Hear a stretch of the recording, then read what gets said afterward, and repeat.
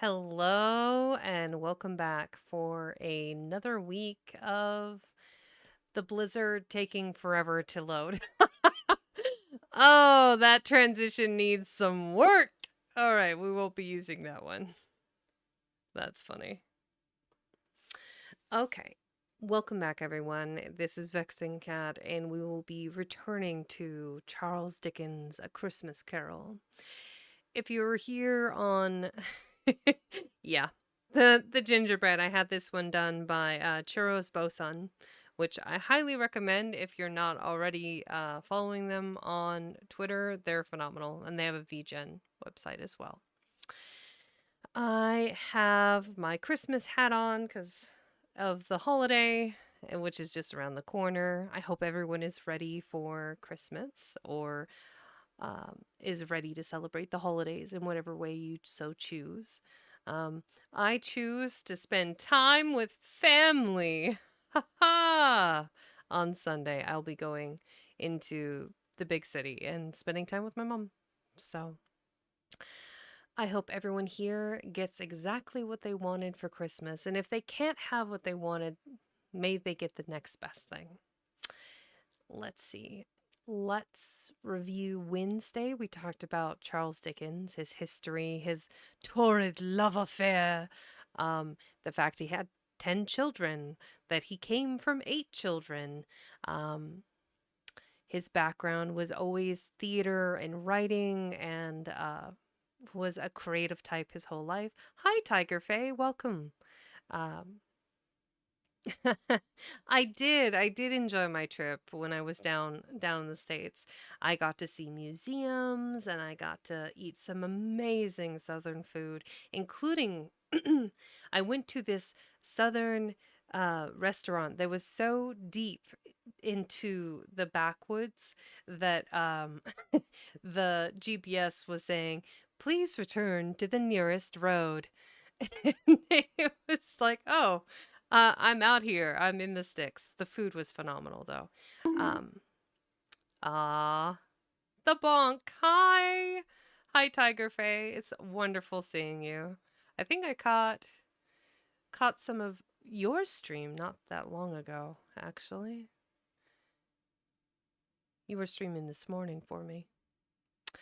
Um, let's see here. If everyone is ready, let's go ahead and get started on the next part of the book. And as a preface, I just wanted to let you all know I came prepared, and I will now have the Merriam Webster Dictionary up as a tab in case we need to look up any words that come up. So we are in part 3 of the 5 parts. There's honestly maybe 100 pages left of the book.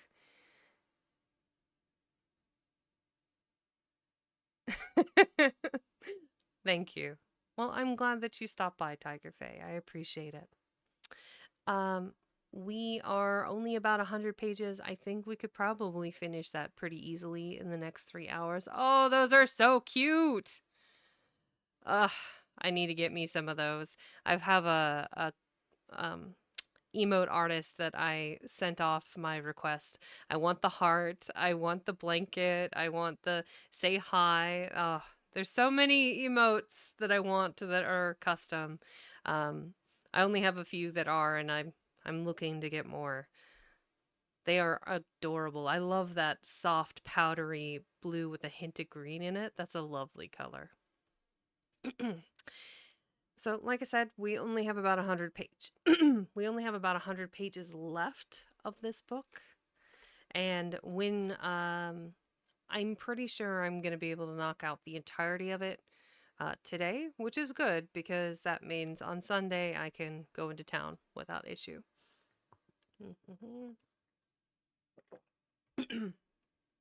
Let's get started.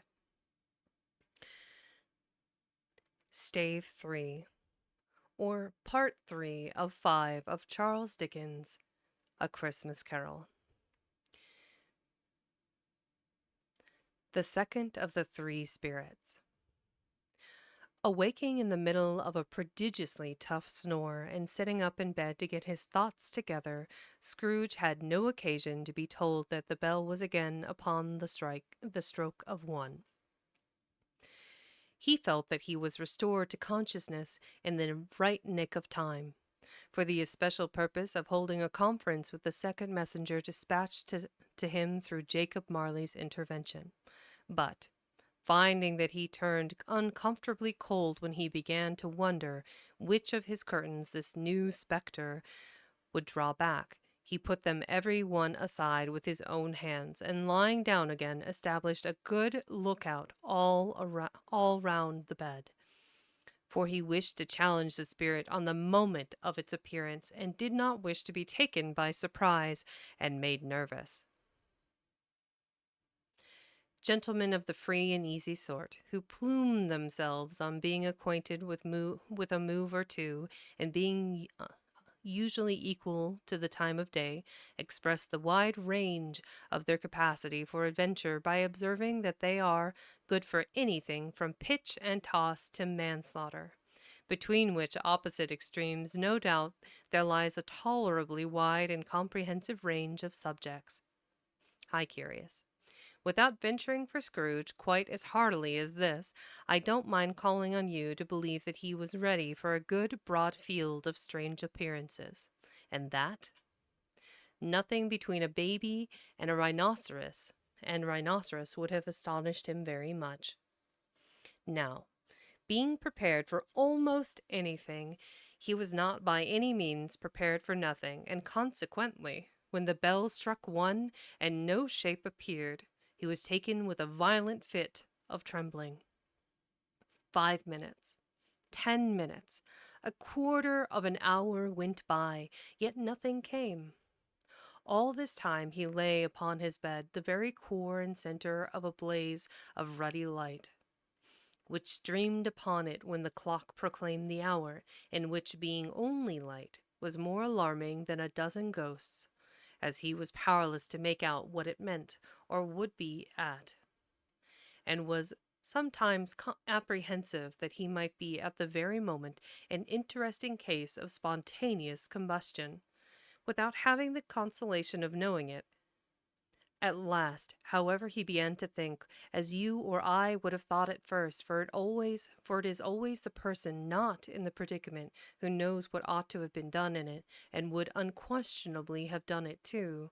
At last, I say, he began to think that the source and secret of this ghostly light might be in the adjoining room, from whence, on further tracing it, it seemed to shine. This idea taking full possession of his mind, he got up softly and shuffled in his slippers to the door. The moment Scrooge's hand was on the lock, a strange voice called him by his name and bade him enter. He obeyed. It was his own room. There was no doubt about that. But it had undergone a surprising transformation. The walls and ceiling were so hung with living green that it looked a perfect grove, from every part of which bright, gleaming berries glistened. The crisp leaves of holly, mistletoe, and ivy reflected back the light, as if so many little mirrors had been scattered there, and such a mighty blaze went roaring up the chimney as that dull petrification of a hearth had never known in Scrooge's time, or Marley's, or for many and many a winter season gone. Heaped up on the floor to form a kind of throne were turkeys, geese, game, poultry, brawn, great joints of meat, sucking pigs, long wreaths of sausages, mince pies, plum puddings, barrels of oysters, red-hot chestnuts, cherry-cheeked apples, juicy oranges, luscious pears, immense twelfth cakes, and seething bowls of punch that made the chamber dim with their delicious steam. In easy state upon this couch there sat a jolly giant, glorious to see, who bore a glowing torch in shape not unlike Plenty's horn, and held it up high up to shed its light on Scrooge as he came peeping around the door. "Come in," exclaimed the ghost. "Come in and know me better, man." Scrooge entered timidly and hung his head before the spirit. He was not the dogged Scrooge he had been, and though the spirit's eyes were clear and kind, he did not like to meet them. "I am the ghost of Christmas present," said the spirit. "Look upon me. Look upon me." Sorry, it's funny, the phrasing. Scrooge reverently did so. It was clothed in one simple deep green robe, or mantle, bordered with white fur. This garment hung so loosely on the figure that its capacious breast was bare, as if disdaining to be warded or concealed by any artifice. Its feet, observable beneath the ample folds of the garment, were also bare, and on its head it wore no other covering than a holly wreath, set there, here and there with shining icicles. Its dark brown curls were long and free as its genial face, its sparkling eye, its open hand, its cheery voice, its unconstrained demeanor, and its joyful air. Girded round its middle was an antique scabbard, but no sword was in it, and the ancient sheath was eaten up with rust. "You have never seen the like of me before," exclaimed the spirit. "Never," Scrooge made answer to it. "Have never walked forth with the younger members of my family, meaning, for I am very young, my elder brothers born in these later years," pursued the phantom. "I don't think I have," said Scrooge. "I am afraid I have not. Have you had many brothers, spirit?" "More than 1,800," said the ghost. "A tremendous family to provide for," muttered Scrooge. The ghost of Christmas present rose. "Spirit," said Scrooge submissively, "conduct me where you will. I went forth last night on compulsion, and I learned a lesson which is working now. Tonight, if you have aught to teach me, let me profit by it." "Touch my robe." Scrooge did as he was told, and held it fast. Holly, mistletoe, red berries, ivy, turkeys, geese, game, poultry, brawn, meat, pig, sausages, oysters, Pies, puddings, fruit, and punch all vanished instantly. So did the room, the fire, the ruddy glow, the hour of night, and they stood in the city streets on Christmas morning, where, for the weather was severe, the people made a rough but brisk and not unpleasant kind of music, in scraping the snow from the pavement in front of their dwellings, and from the tops of their houses, whence it was mad delight to the boys to see it come plumping down into the road below, and splitting into artificial little snowstorms. The house fronts looked black enough, and the windows blacker, contrasting with the smooth white sheet of snow upon the roofs, and with the dirtier snow upon the ground, which last deposit had been ploughed up in deep furrows by the heavy wheels of carts and wagons, furrows that crossed and recrossed each other hundreds of times where the great streets branched off, and made intricate channels hard to trace in the thick yellow mud and icy water.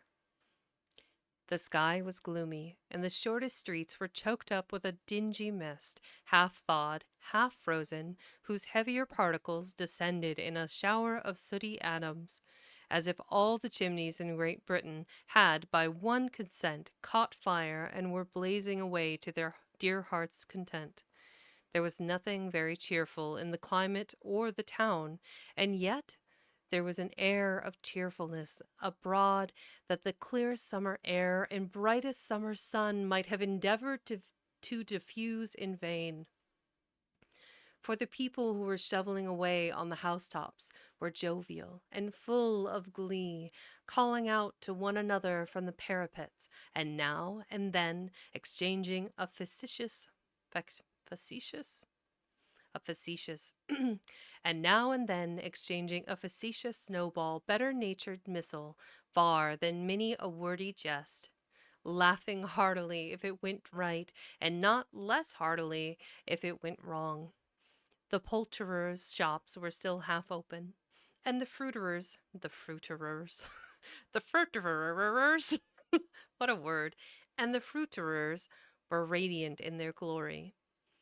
There were great, round, pot-bellied baskets of chestnuts, shaped like the waistcoats of jolly old gentlemen, lolling at the doors, and tumbling out into the street in their apoplectic opulence. There were ruddy, brown-faced, broad-girthed Spanish onions, shining in the fatness of their growth like Spanish friars, and winking from their shelves in wanton slyness at the girls as they went by, and glanced demurely at the hung-up mistletoe. There were pears and apples clustered high in blooming pyramids. There were bunches of grapes made in the shopkeeper's benevolence to dangle from conspicuous hooks that people's mouths might water gratis as they passed.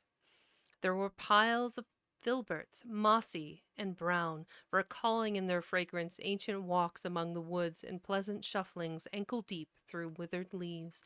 There were Norfolk biffins, squab and swarthy, setting off the yellow of the oranges and lemons, and in the great compactness of their juicy persons, urgently entreating and beseeching to be carried home in paper bags and eaten after dinner. The very gold and silver fish, set forth among these choice fruits in a bowl, though members of a dull and stagnant blooded race, appeared to know that there was something going on, and, to a fish, went gasping round and round their little world in slow and passionless excitement. The grocers, oh, the grocers! Nearly closed with perhaps two shutters down, or one, but through those gaps such glimpses! It was not alone that the scales descended on the counter made a merry sound, or that the twine and roller parted company so briskly, or that the canisters were rolled up and down like juggling tricks, or even that the blended scents of tea and coffee were so grateful to the nose, or even that the raisins were so plentiful and rare, the almonds so extremely white, the sticks of cinnamon so long and straight, the other spices so delicious, the candied fruit so candied and spotted with molten sugar as to make the coldest lookers on feel faint and subsequently bilious. Nor was it that the figs were moist and pulpy, or that the French plums blushed in modest tartness from their highly decorated boxes, or that everything was good to eat and in its Christmas dress. But the customers were all so hurried and so eager in their hopeful promise of the day that they tumbled up against each other at the door, crashing their wicker baskets wildly, and left their purchases upon the counter, and came running back to fetch them, and committed hundreds of the like mistakes in the best humor possible, while the grocer and his people were so frank and fresh that the polished hearts with which they fastened their aprons behind might have been their own, worn outside for general inspection, and for Christmas daws to peck at if they chose. But soon the steeples called and but soon the steeples called good people all to church and chapel, and away they came, flocking through the streets in their best clothes and with their gayest faces. And at the same time there emerged from scores of by streets, lanes, and nameless turnings innumerable people carrying their dinners in the bakers' shops. The sight of these poor revelers appeared to interest the spirit very much, for he stood with Scrooge beside him in a baker's doorway, and taking off the covers as their bearers passed, sprinkled incense on their dinners from his torch. And it was a very uncommon kind of torch, for once or twice, when there were angry words between some dinner carriers who had jostled each other, he shed a few drops of water on them from it, and their good humor was restored directly. For, they said, it was a shame to quarrel upon Christmas Day, and so it was. God love it, so it was. In time the bells ceased, and the bakers were shut up, and yet there was a genial shadowing forth of all these dinners and the progress of their cooking in the thawed blotch of wet above each baker's oven, where the pavement smoked as if its stones were cooking too. Is there a peculiar flavor in what you sprinkle from your torch? Asked Scrooge. There is. Is there a peculiar flavor in what you sprinkle from your torch? Asked Scrooge. There is, my own. Would you apply it to any kind of dinner on this day? Asked Scrooge. To any kindly given to a poor one most. Why to a poor one most? Asked Scrooge. Because he needs it most. Spirit, said Scrooge after a moment's thought, I wonder you, of all the beings in the many worlds about us, should desire to cramp these people's opportunities of innocent enjoyment. I? Cried the spirit. You would deprive them of their means of dining every seventh day, often the only day on which they can be said to dine at all, said Scrooge. Wouldn't you? I? Cried the spirit. You seek to close these places on the seventh day, said Scrooge, and it comes to the same thing. I seek? Exclaimed the spirit. Forgive me if I am wrong. It has been in your it has been done in your name, or at least in that of your family, said Scrooge. There are some upon this earth of yours, returned the spirit, who lay claim to know us, and who do their deeds of passion, pride, ill will, hatred, envy, bigotry, and selfishness in our name, who are as strange to us and all our kith and kin as if they had never been. Remember that, and charge their doings on themselves, not us. Scrooge promised that he would, and they went on, invisible as they had been before, into the suburbs of the town. It was a remarkable quality of the ghost, which Scrooge had observed at the baker's, notwithstanding his gigantic size, he could accommodate himself to any place with ease, and that he stood beneath a low roof quite as gracefully and like a supernatural creature as it was possible he could have done in any lofty hall. And perhaps it was the pleasure the good spirit had in showing off the power of his, or else it was his own kind of generous, hearty nature, and his sympathy with all poor men that led him straight to Scrooge clerk. Oh, I just popped off the lid. Oh well. that led him straight to Scrooge's clerk's. For there he went, and took Scrooge with him, holding to his robe, and on the threshold of the door the spirit smiled, and stopped to bless Bob Cratchit's dwelling with the sprinkling of his torch. Think of that! Bob had but 15 bob a week himself. He pocketed on Saturdays but 15 copies of his Christian name, and yet the ghost of Christmas present blessed his four-roomed house. Bob has 15 kids? Lord, you need a new hobby, Bob. Oh, man. Then up rose Mrs. Cratchit, Cratchit's wife, dressed out but poorly in a twice-turned gown, but brave in ribbons which are cheap and made a goodly show for 6 pence. And she laid the cloth assisted by Belinda Cratchit, second of her daughters, also brave in ribbons, while Master Peter Cratchit plunged a fork into the saucepan of potatoes, and getting the corners of his monstrous shirt collar, Bob's private property conferred upon his son, and heir in honor of the day, into his mouth, rejoiced to find himself so gallantly attired, and yearned to show his linen in the fashionable parks. And now 2 smaller Cratchits, boy and girl, came tearing in, screaming that outside the baker's they had smelled the goose and known it for their own. And basking in luxurious thoughts of sage and onion, these young Cratchits danced about the table, and exalted Master Peter Cratchit to the skies, while he, not proud, although his collars nearly choked him, blew the fire, until the slow potatoes bubbling up knocked loudly at the saucepan lid, to be let out and peeled. What has ever gotten what has ever gotten ye What has ever got your precious father, then? Said Mrs. Cratchit, and your brother, Tiny Tim, and Martha warn't, oh, bad English is so hard on the ear, and Martha warn't as late last Christmas Day by half an hour.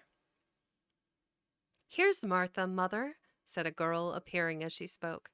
Here's Martha, mother, cried the other 2 young Cratchits. Hurrah! There's such a goose, Martha. Why, bless your heart alive, my dear, how late you are, said Mrs. Cratchit, kissing her a dozen times, and taking off her shawl and bonnet for her with officious zeal. We'd a deal of work to finish up last night, replied the girl, and had to clear away this morning, mother. Well, never mind so long as you are come, said Mrs. Cratchit. Sit ye down before the fire, my dear, and have a warm Lord bless ye. No, no, there's father coming, cried the 2 young Cratchits, who were everywhere at once. Hide, Martha, hide! So Martha hid herself, and in came little Bob, the father, with at least 3 feet of comforter exclusive of the fringe hanging down before him, and his threadbare clothes darned up and brushed to look seasonable, and Tiny Tim upon his shoulder. Alas for Tiny Tim! He bore a little crutch, and had his limbs supported by an iron frame.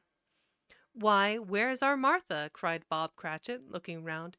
Not coming, said Mrs. Cratchit. Not coming, said Bob, with a sudden declension in his high spirits, for he had been Tim's blood horse all the way from church, and had come home rampant. Not coming upon Christmas Day? Martha didn't like to see him disappointed, if it were only in joke, so she came out prematurely from behind the closet door, and ran into his arms, while the 2 young Cratchits hustled Tiny Tim and bore him off into the wash-house, that he might hear the pudding singing in the copper. And how did little Tim behave? Asked Mrs. Cratchit, when she had railed Bob on his credulity. I don't know if I'm saying that correctly. Credulity. Oh, that's a weird word. And asked Mrs. Cratchit, when she had rallied Bob on his credulity. Oh my gosh, I can't for the life of me today. We're going to look it up. I want to say it correctly. Credulity. Credulity. credulity, okay, asked Mrs. Cratchit when she had rallied Bob on his credulity, and Bob had hugged his daughter to his heart's content. As good as gold, said Bob, and better. Somehow he gets thoughtful, sitting by himself so much, and thinks the strangest things you ever heard. He told me, coming home, that he hoped the people saw him in the church because he was a cripple, and it might be pleasant to them to remember upon Christmas Day who made lame beggars walk and blind men see. Bob's voice was tremulous when he told them this, and trembled more when he said that Tiny Tim was growing strong and hearty. His active little crutch was heard upon the floor, and back came Tiny Tim before another word was spoken, escorted by his brother and his sister to his stool beside the fire, and while Bob turning up his cuffs as if, poor fellow, they were capable of being made more shabby, compounded some hot mixture in a jug with gin and lemons, and stirred it round and put it on the hob to simmer. Master Peter and the two ubiquitous young Cratchits. Why can I say ubiquitous but not credulity? Weird. The two ubiquitous young Cratchits went to fetch the goose, with which they soon returned in high procession. Such a bustle ensued that you might have thought a goose the rarest of all birds, a feathered phenomenon, to which a black swan was a matter of course, and in truth, it was something very like it in that house. Mrs. Cratchit made the gravy, ready beforehand in a little saucepan, hissing hot. Master Peter mashed the potatoes with incredible vigor. Miss Belinda sweetened up the apple sauce. Martha dusted the hot plates. Bob took Tiny Tim beside him in a tiny corner at the table. The two young Cratchits set chairs for everybody, not forgetting themselves, and the mounting guard upon their posts crammed spoons into their mouths, lest they should shriek for goose before their turn came to be helped. At last the dishes were set on, and grace was said.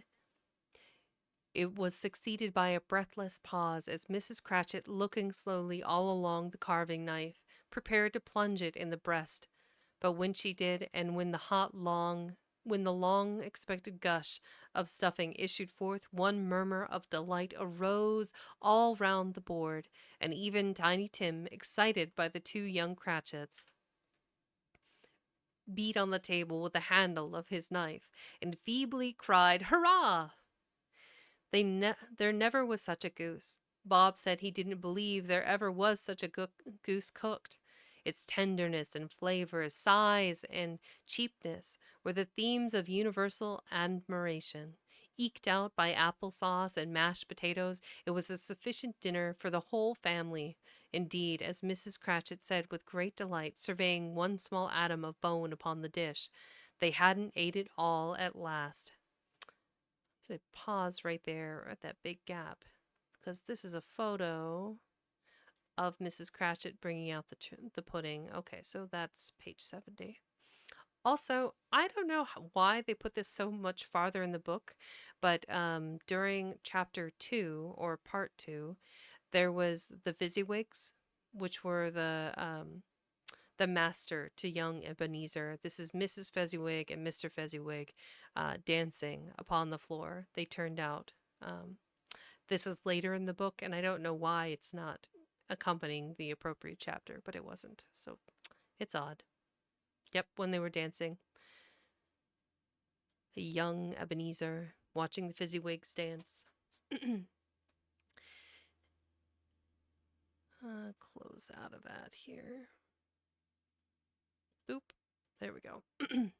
Yet every one had enough, and the youngest Cratchits in particular were steeped in sage and onion to the eyebrows. But now the plates being changed by Miss Belinda, Mrs. Cratchit left the room alone, too nervous to bear witness to take the pudding up and bring it in. Okay, so I was slightly ahead of myself. So this is her bringing in the pudding, Mrs. Cratchit.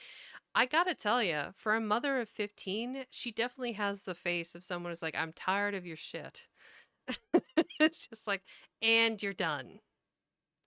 I'm bringing out the pudding, and you're done. So relax.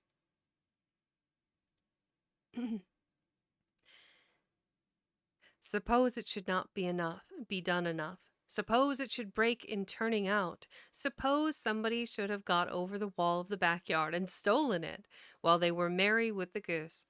A supposition at which the two young Cratchits became livid. All sorts of horrors were supposed. Hullo! A great deal of steam! The pudding was out of the copper, a smell like a washing day. That was the cloth, a smell like an eating house and a pastry cook's next door to each other, with a laundress's next door to that. That was the pudding. In half a minute Mrs. Cratchit entered, flushed, but smiling proudly with the pudding, like a speckled cannon ball, so hard and firm, blazing in half a quartern of ignited brandy. Oh, this thing was a flaming cannonball. Okay, that's fun. Blazing in half a quarters of ignited brandy and bedight with Christmas holly stuck into the top. Oh, a wonderful pudding, Bob Cratchit said, and calmly too, that he regarded it as the greatest success achieved by Mrs. Cratchit since their marriage. Mrs. Cratchit said that now the weight was off her mind, she would confess that she had had her doubts about the quantity of flour. Everybody had something to say about it, but nobody said or thought it was at all a small pudding for a large family. It would have been flat heresy to do so. Any Cratchit would have blushed to hint at such a thing. At last, the dinner was all done. The cloth was cleared, the hearth swept, and the fire made up. The compound in the jug being tasted and considered perfect, apples and oranges were put upon the table, and a shovelful of chestnuts on the fire. Then all the Cratchit family drew round the hearth in what Bob Cratchit called a circle, meaning half a one, and at Bob Cratchit's elbow stood the family's display of glass, 2 tumblers and a custard cup without a handle. These held the hot stuff from the jug, however, as well as golden goblets would have done, and Bob served it out with beaming looks, while the chestnuts on the fire sputtered and cracked noisily. Then Bob proposed. "A Merry Christmas to us all, my dears, God bless us," which all the family re-echoed. "God bless us, every one," said Tiny Tim, the last of all. He sat very close to his father's side upon his little stool. Bob held his withered little hand in his, as if he loved the child and wished to keep him by his side, and dreaded that he might be taken from him. "Spirit," said Scrooge, with an interest he had never felt before, "tell me if Tiny Tim will live." "I see a vacant seat," replied the ghost, "in the poor chimney corner, and a crutch without an owner, carefully preserved. If these shadows remain unaltered by the future, the child will die." "No, no," said Scrooge. "Oh, no, kind spirit, say he will be spared." "If these shadows remain unaltered by the future, none other of my race," returned the ghost, "will find him here. What then? If he be like to die, he had better do it, and decrease the surplus population." Scrooge hung his head to hear his own words quoted by the spirit, and was overcome with penitence and grief. "Man," said the ghost, "if man man," said the ghost, "if man you be in heart, not adamant, forbear that wicked cant until you have discovered what the surplus is and where it is. Will you decide that men shall live, that what men shall die, if may be that in the sight of heaven you are more worthless and less fit to live than millions like this poor man's child? O God, to hear the insect on the leaf pronouncing on the too much life among his hungry brothers in the dust." Scrooge bent before the ghost's rebuke, and trembling cast his eyes upon the ground. But he raised them speedily on hearing his own name. "Mr. Scrooge," said Bob, "I'll give you Mr. Scrooge, the founder of the feast." The founder of the feast, indeed, cried Mrs. Cratchit, reddening. I wish I wish I had him here. I'd give him a piece of my mind to feast upon, and I hope he'd have a good appetite for it. My dear, said Bob, the children, Christmas Day. It should be Christmas Day, I am sure, said she, on which one drinks the health of such an odious, stingy, hard, unfeeling man as Mr. Scrooge. You know he is, Robert. Nobody knows it better than you do, poor fellow. My dear, was Bob's mild manner, Christmas Day. I'll drink his health for your sake and the day's, said Mrs. Cratchit, not for his. Life to him, a Merry Christmas and a Happy New Year. He'll be very merry and very happy, I have no doubt. So here's that photo of Mr. and Mrs. Fezziwig. Like I said, don't understand why it's so late in the book. The children drank the toast after her. It was the first of their proceedings which had no heartiness in it. Tiny Tim drank it last of all, but he didn't care twopence for it. Scrooge was the ogre of the family. The mention of his name cast a dark shadow on the party, which was not dispelled for full 5 minutes. Wow, how rude of an employer must Scrooge be that, like, he ruins a party for 5 minutes just hearing his name. That's wild to me. After it had passed away, they were 10 times merrier than before, from the mere relief of Scrooge, the baleful being done with the from the mere relief.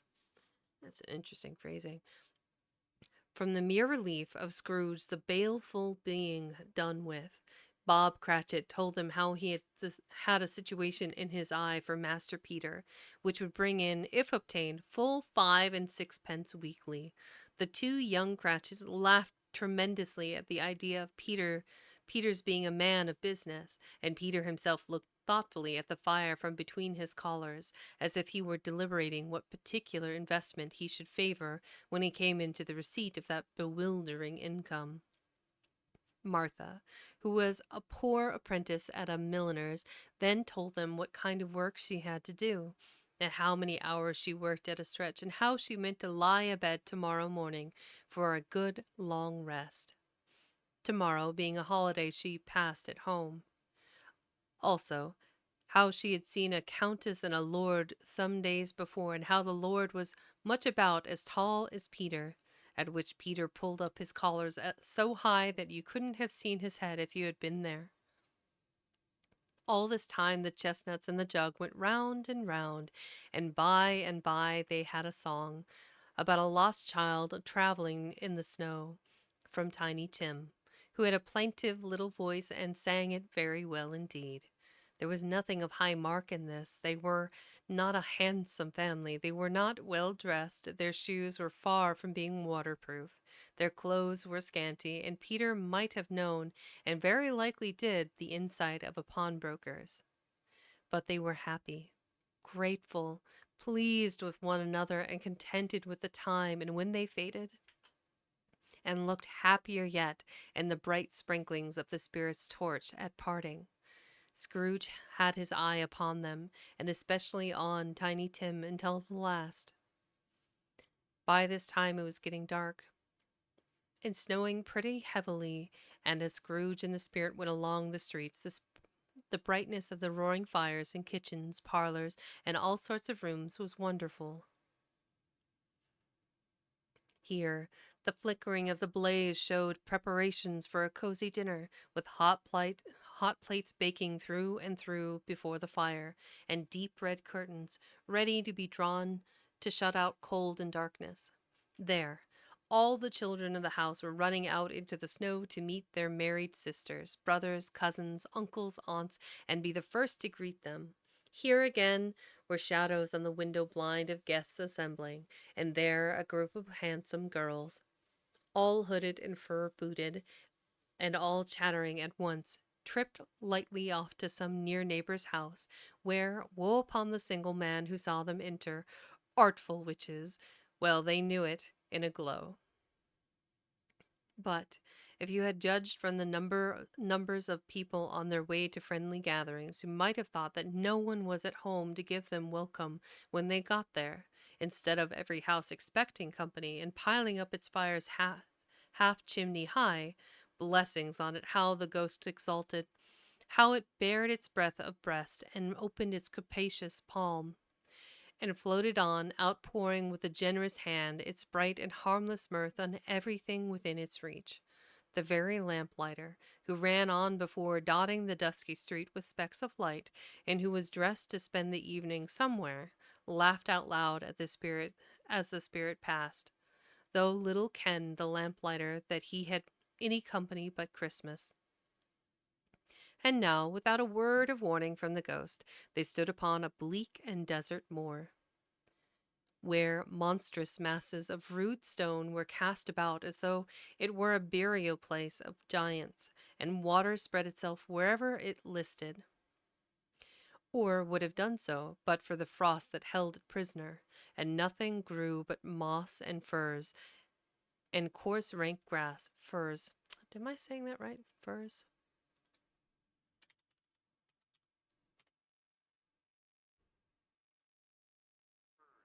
Yep, furze. Okay.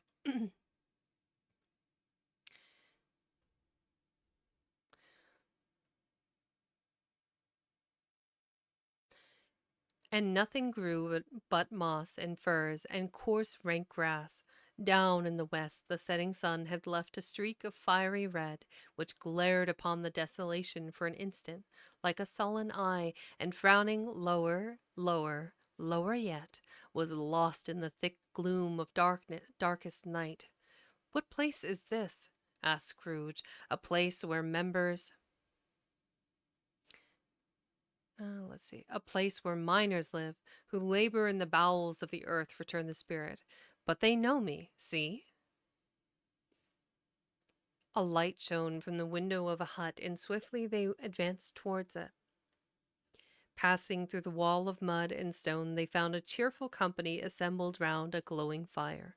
An old man and woman with their children and their children's children, and another generation beyond that, all decked out gaily in their holiday attire. The old man, in a voice that seldom rose above the howling of the wind upon the barren waste, was singing them a Christmas song. It had been a very old song when he was a boy, and from time to time they all the chorus. Joined in the chorus. So surely as they raised their voices, the old man got quite blithe and loud, and so surely as they stopped, his vigor sank again. The spirit did not tarry here, but bade Scrooge hold his robe, and passing on above the moor, sped whither? Not to see, to sea. To Scrooge's horror, looking back, he saw the last of the land, a frightful range of rocks behind them, and his ears were deafened by the thundering of water as it rolled and roared and raged among the dreadful caverns it had worn and fiercely tried to undermine the earth, built upon a dismal reef of sunken rock, some league or so from shore, and on which the waters chafed and dashed. The wild year through, there stood a solitary lighthouse. Great heaps of seaweed clung to its base, and storm birds, born of the wild, one might suppose, as seaweed of the water, rose and fell about it, like the waves they skimmed.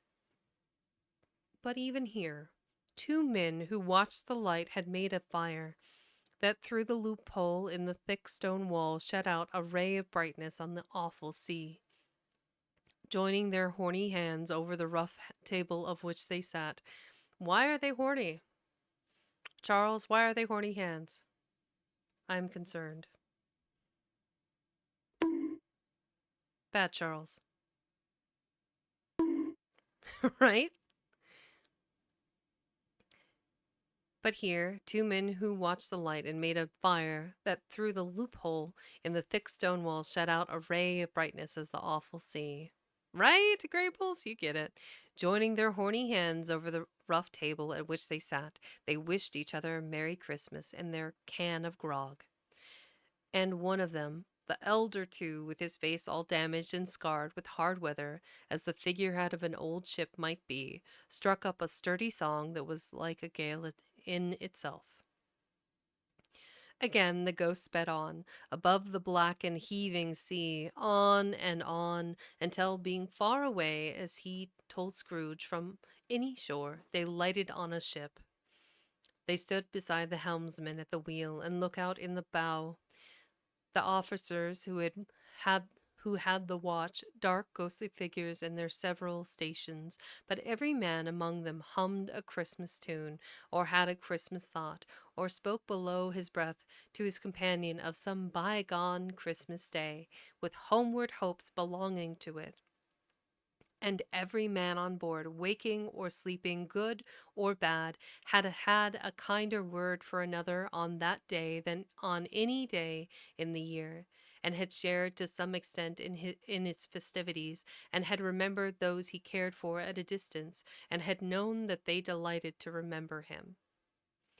It was a great surprise to Scrooge It was a great surprise to Scrooge, while listening to the moaning of the wind, and thinking that a solemn thing it was to move on through the lonely darkness over an unknown abyss, whose depths were secrets as profound as death. It was a great surprise to Scrooge, while thus engaged, to hear a hearty laugh. It was a much greater surprise to Scrooge to recognize it as his own nephew's, and to find himself in a bright, dry, gleaming room, with the Spirit standing smiling by his side, and looking at the same nephew with approving affability. "Ha ha!" laughed Scrooge's nephew. "Ha ha ha! If you should happen by any unlikely chance to know a man more blessed in a laugh than Scrooge's nephew, all I can say is, I should like to know him too. Introduce him to me, and I'll cultivate his acquaintance." It is a fair, even handed, noble adjustment of things, that while there is infection in disease and sorrow, there is nothing in the world so irresistibly contagious as laughter and good humor. When Scrooge's nephew laughed in this way, holding his sides, rolling his head, and twisting his face into the most extravagant contortions, Scrooge's niece, by marriage, laughed as heartily as he, and their assembled friends, being not a bit behindhand, roared out lustily, "Ha ha! Ha ha ha ha! He said that Christmas was humbug, as I live," cried Scrooge's nephew. "He believed it too." "More shame for him, Fred," said Scrooge's niece indignantly. Bless those women. They never do anything by halves. They are always in earnest." She was very pretty, exceedingly pretty, with a dimpled, surprised looking, capital face, a ripe little mouth that seemed made to be kissed. My scandalous Charles! As no doubt it was. All kinds of good little dots about her chin that melted into one another when she laughed, and the sunniest pair of eyes you ever saw in any little creature's head. Altogether, she was what you would have called provoking, but satisfactory, too. Oh, perfectly satisfactory. To be called satisfactory as a description for your attractiveness, I don't. God damn. These were different times. That's they were different times. Ah, my goodness. He's a comical old fellow. He's a comical old fellow, says Scrooge's nephew. That's the truth, and not so pleasant as he might be. However, his offenses carry their own punishment, and I have nothing to say against him. "I'm sure he is very rich, Fred," hinted Scrooge's niece. "At least you always tell me so." "What of that, my dear?" said Scrooge's nephew. His wealth is of no use to him. He don't do any good with it. He don't make himself comfortable with it. He hasn't the satisfaction of thinking, ha ha ha, that he's ever going to benefit us with it. I have no patience with him, observed Scrooge's niece. Scrooge's niece's sisters and all the other ladies expressed the same opinion. Oh, I have, said Scrooge's nephew. I am sorry for him. I couldn't be angry with him if I tried.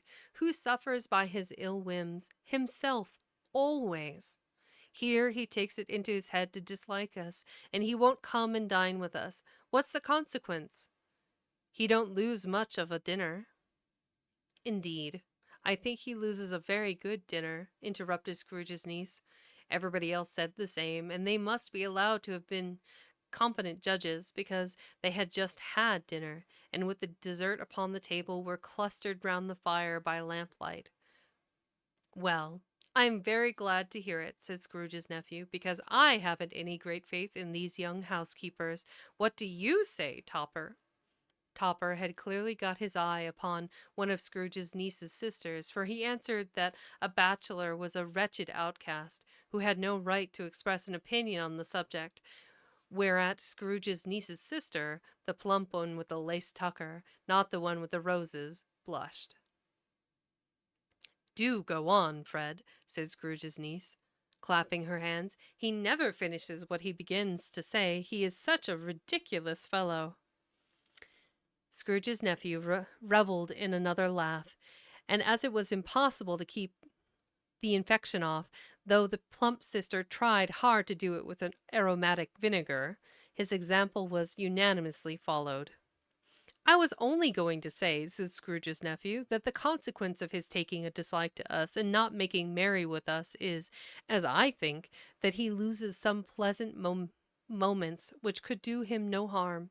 I am sure he loses pleasanter companions than he can find in his own thoughts, either in his mouldy old office or his dusty chambers. I mean to give him the ga- I mean to give him the same chance every year, whether he likes it or not, for I pity him. He may rail at Christmas till he dies, but he can't help thinking better of it. I defy him. If he finds me going there in good temper year after year, saying, Uncle Scrooge, how are you? If it only puts him in the vein to leave his poor clerk £50, that's something, and I think I shook him yesterday.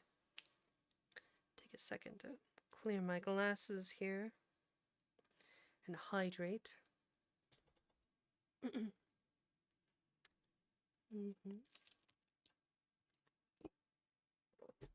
Ooh, I got the spicy one today.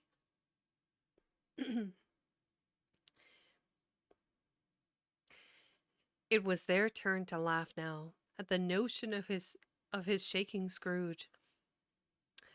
This one is the spicy mango. That's the one I've got in there right now. It was their turn to laugh now at the notion of his shaking Scrooge, but being thoroughly good-natured and not much caring that they laughed at, so that they laughed at any rate, he encouraged them in their merriment and passed the bottle joyously. After tea, they had some music, for they were a musical family, and they knew what they were about. When they sang a glee or catch, I can assure you, especially Topper, who could growl away in the bass like a good one, and never swell the large veins in his forehead, or get red in the face over it. Scrooge's niece played well upon the harp, and played among other tunes a simple little air. A mere nothing, you might learn to whistle it in 2 minutes, which had been familiar to the child who fetched Scrooge from the boarding school, as he had been reminded by the ghost of Christmas past. When this strain of music sounded, all the things that ghost had shown him came upon his mind. He softened more and more, and thought that if he could have listened to it often years ago, he might have cultivated the kindness of life for his own happiness with his own hands, without resorting to the sexton spade that buried Jacob Marley. But they didn't devote the whole evening to music.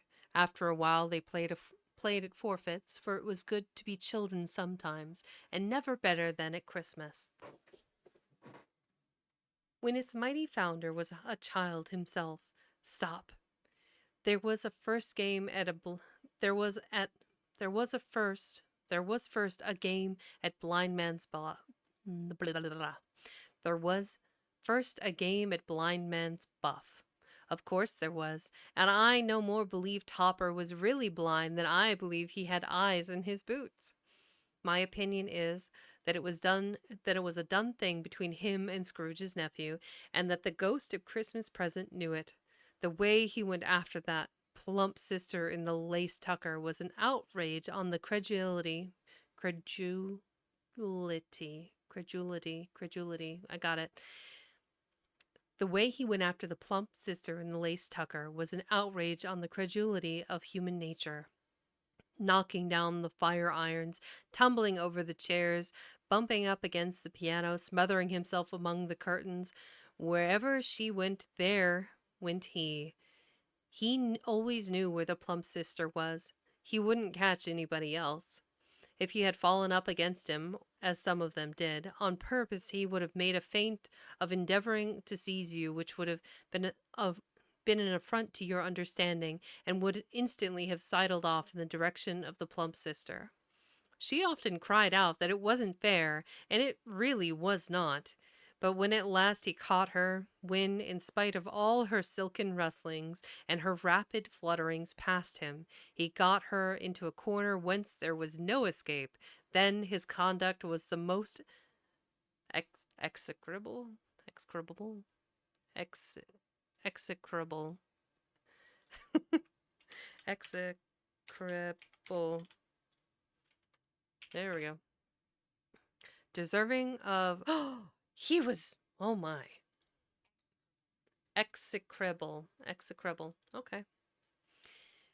Then his conduct was the most execrable, for his pretending was not to know her, his pretending that it was necessary to touch her headdress, and further to assure himself of her identity by pressing a certain ring upon her finger. Oh, pressing a certain ring upon her finger, and a certain chain about her neck was vile, monstrous. No doubt she told him her opinion of it when another blind man being in office. They were so confidential together behind the curtains. Scrooge's niece was not one of the blind man's buff's party, but was made comfortable with a large chair and a footstool in a snug corner, where the ghost and Scrooge were close behind her. But she joined in the forfeits, and loved her love to admiration with all the letters of the alphabet. Likewise, at the game of how, when, and where, she was very great, and, to the secret joy of Scrooge's nephew, beat her sisters hollow, though they were sharp girls too, as Topper could have told you.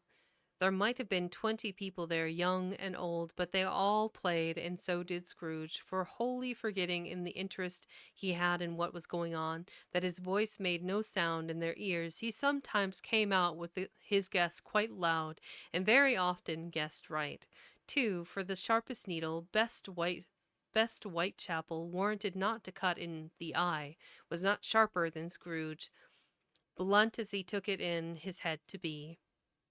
The ghost was greatly pleased to find him in this mood, and looked upon him with such favor that he begged like a boy to be allowed to stay until the guests departed.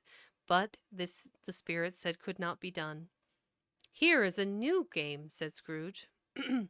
"Here is a new game," said Scrooge. "1/2 hour, spirit, only one." It was a game called Yes and No, where Scrooge's nephew had to think of something, and the rest must find out what he only answered to their question. Oh, okay. It was a game called Yes and No, where Scrooge's nephew had to think of something, and the rest must find out what. He only answering to their questions, yes or no, as the case was. The brisk fire of questioning to which he was exposed elicited from him that he was thinking of an animal, a live animal, rather a disagreeable animal, a savage animal, an animal that growled and grunted sometimes, and talked sometimes, and lived in London, and walked about the streets, and wasn't made a show of, and wasn't led by anybody, and didn't live in a menagerie, and was never killed in a market, and was not a horse, or an ass, or a cow, or a bull, or a tiger, or a dog, or a pig, or a cat, or a bear, at every fresh question that was put to him, the nephew burst into a fresh roar of laughter, and was so inexpressibly tickled that he was obliged to get up off the sofa and stamp. At last, the plump sister, falling into a similar state, cried out, "I have found it out! I know what it is, Fred! I know what it is!" "What is it?" cried Fred. "It is Uncle Scrooge!" Which it certainly was. Admiration was the universal sentiment, though some objected that the reply to "Is it a bear?" ought to have been yes, in inasmuch as an answer in the negative was sufficient to have diverted their thoughts from Mr. Scrooge, supposing they had ever had any tendency that way. "He has given us plenty of merriment, I am sure," said Fred, "and it would be ungrateful not to drink his health. Here is a glass of mulled wine ready to our hand at the moment, and I say, Uncle Scrooge!" "Well, Uncle Scrooge," they cried, "a Merry Christmas and a Happy New Year to the old man, wherever he is," said Scrooge's nephew. "He wouldn't take it from me, but may he have it nevertheless. Uncle Scrooge!" Uncle Scrooge had imperceptibly become so gay and light of heart that he would have pledged the unconscious company in return, and thanked them in an inaudible speech if the ghost had given him time. But the whole scene passed off in the breath of the last word spoken by his nephew, and he and the spirit were again upon their travels. Much they saw, and far they went, and many homes they visited, but always with a happy end. The spirits stood beside sick beds, and they were cheerful. On foreign lands, and they were close at home. By struggling men, and they were patient in their greater hope. By poverty, and it was rich. In almshouse, hospital, and jail, in misery's every refuge, where vain man, in his little brief authority, had not made fast the door, and barred the spirit out if he left his blessing, and taught Scrooge his precepts. It was a long night, if it were only a night, but Scrooge had his doubts of this, because the Christmas holidays appeared to be condensed into the space of time they passed together. It was strange, too, that while Scrooge remained unaltered in his outward form, the ghost grew older, clearly older. Scrooge had observed this change, but never spoke of it until they left a children's Twelfth Night party, when, looking at the spirit as they stood together in an open space, he noticed that his hair was gray. "Are spirits' lives so short?" "Are spirits' lives so short?" asked Scrooge.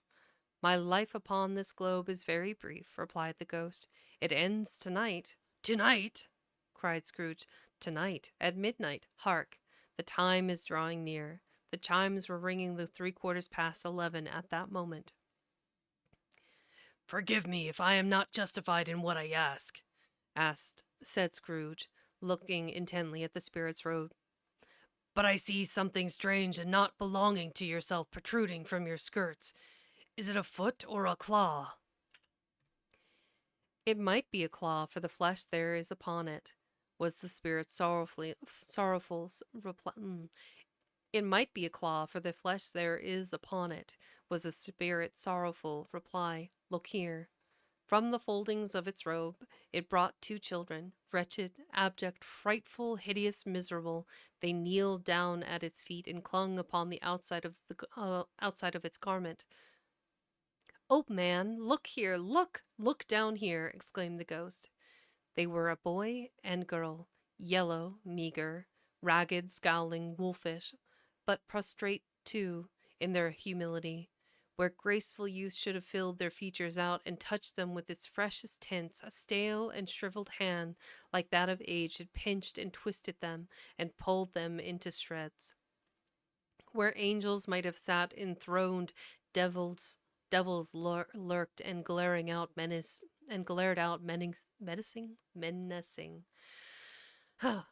Where angels might have sat enthroned, devils lurked and glared out menacing. No change, no degradation, no perversion of humanity in any grade through all the mysteries of wonderful creation has monsters half so horrible and dread. Scrooge started back, appalled, having them shown to him in this way. He tried to say they were fine children, but the words choked themselves, rather than be parties to a lie of such enormous magnitude.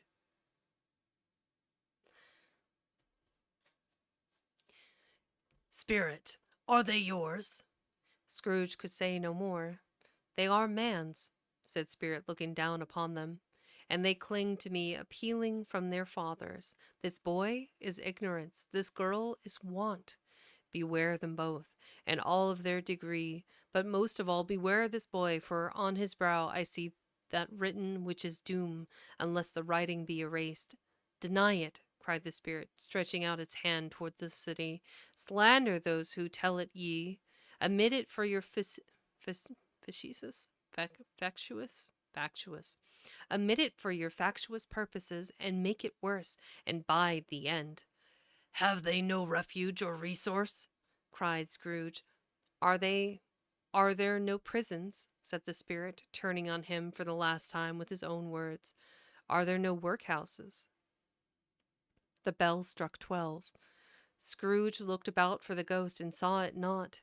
At the last stroke ceased As the last stroke ceased to vibrate, he remembered the prediction of old Jacob Marley, and lifting up his eyes, beheld a solemn phantom, draped and hooded, coming like a mist along the ground towards him. So these are...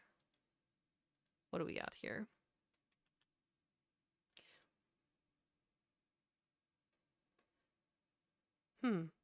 So this is happening in the future. Oh, I don't know. Whoever designed the artwork in these pages, I can't with you. So this is in the future. These are three men talking about the death of someone. We will not go into the details of that. Anyway, we are between... Right, that would be a good one. We are between staves or parts or chapters or whatever you want to call it. I'm going to take a quick 5-10 minute break. Yes. Drink water. Become moist. Yep. I'm going to hydrate and... I get it, all the things, okay? I don't need everything. Oh my gosh. I'm gonna stand up, go grab a snack, grab something to drink. I need more caffeine. Yep. My blood is not thin enough. Yep. It's just gonna run through them all. I'm gonna make it so you can only do one of them every, like, 15 minutes. I so help you. Too much all at once. I'm gonna take a quick break. Like I said, I'll run another ad so we have plenty of time before, it yells at us. Yeah, I'm watching you, Velas. And we'll get through it. So, you guys hang in there. I'll be right back. Here we go. And we'll run an ad while I'm gone.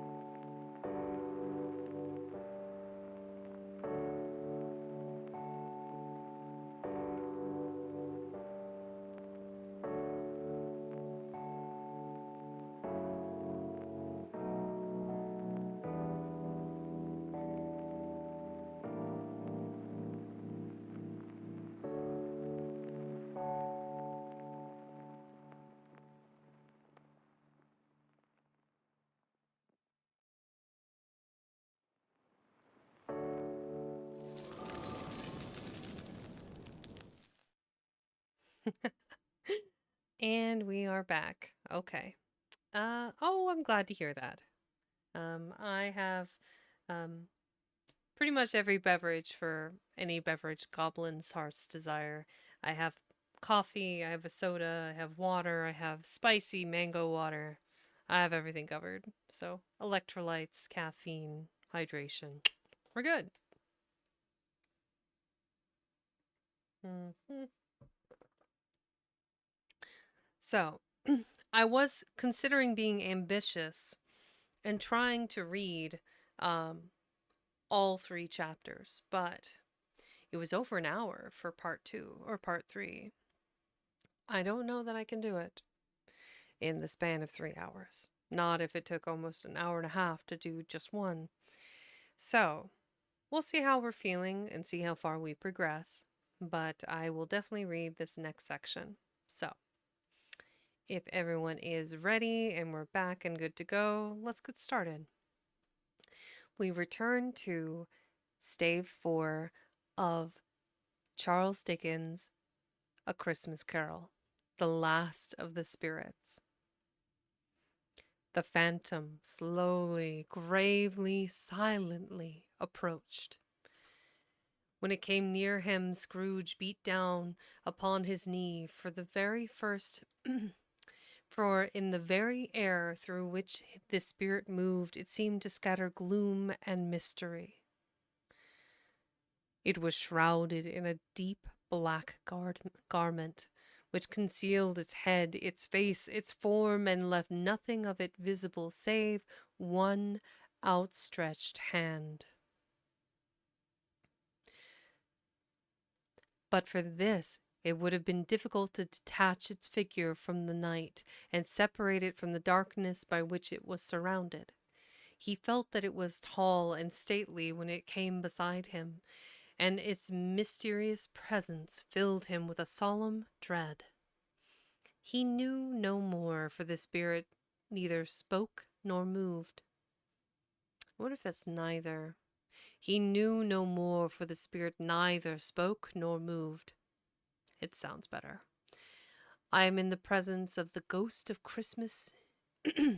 I am in the presence of the ghost of Christmas yet to come, said Scrooge. The spirit answered not, but pointed onward with its hand. You are about to show me shadows of the things that have not happened but will happen in the time before us, Scrooge pursued. Is that so, spirit? The upper portion of the garment was contracted for an instant in its folds as if the spirit had inclined its head. That was the only answer he received. Although well used to ghostly company by this time, Scrooge feared the silent shape so much that his legs trembled beneath him, and he found that he could hardly stand when he prepared to follow it. But the spirit paused a moment, as observing his condition and giving him time to recover. But Scrooge was all the worse for this. It thrilled him with a vague, uncertain horror to know that though to know that behind the dusky shroud there were ghostly eyes intently fixed upon him, which though he stretched his own to the utmost, could see nothing but a spectral hand and one great heap of black. Ghost of the future, he exclaimed, I fear you more than any spectre I have seen. But as I know your purpose is to do me good, and as I hope to live to be another man from what I was, I am prepared to bear you company, and to do it with a thankful heart. Will you not speak to me? It gave him no reply. The hand was pointed straight before them. Lead on, said Scrooge. Lead on, the night is waning fast, and it is precious time to me, I know. Lead on, spirit. The phantom moved away as it had come towards him. Scrooge followed in the shadow of its dress, which bore him up, he thought, and carried him along. They scarcely seemed to enter the city, for the city rather seemed to spring up about them and encompass them of its own act. But there they were in the heart of it, on 'change amongst the merchants, who hurried up and down and chinked the money in their pockets and conversed in groups, and looked at their watches and trifled thoughtfully with their great gold seals and so forth, and as Scrooge had seen them often. The spirit stopped beside one little knot of businessmen, observing that he observing that the hand was poised to them. Scrooge advanced to listen to their talk.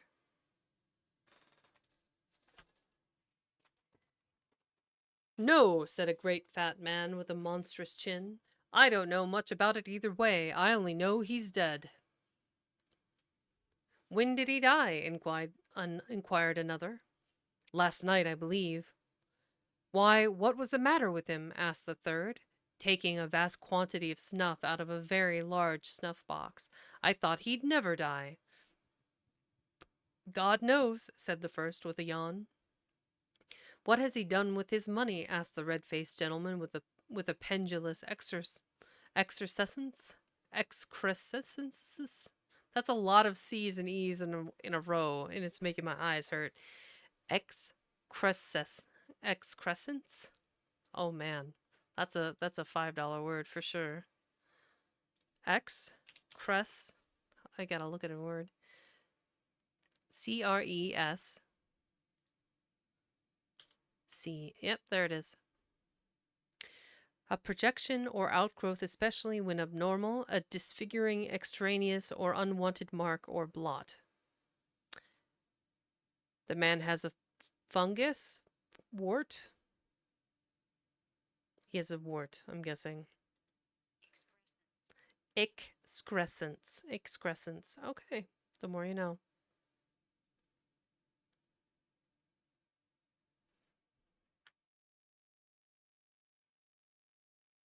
I think that is about as good as it's going to get for.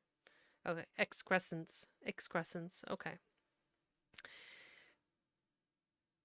What has he done with his money? Asked the red-faced gentleman with a pendulous excrescence on the end of his nose that shook like the gills of a turkey cock.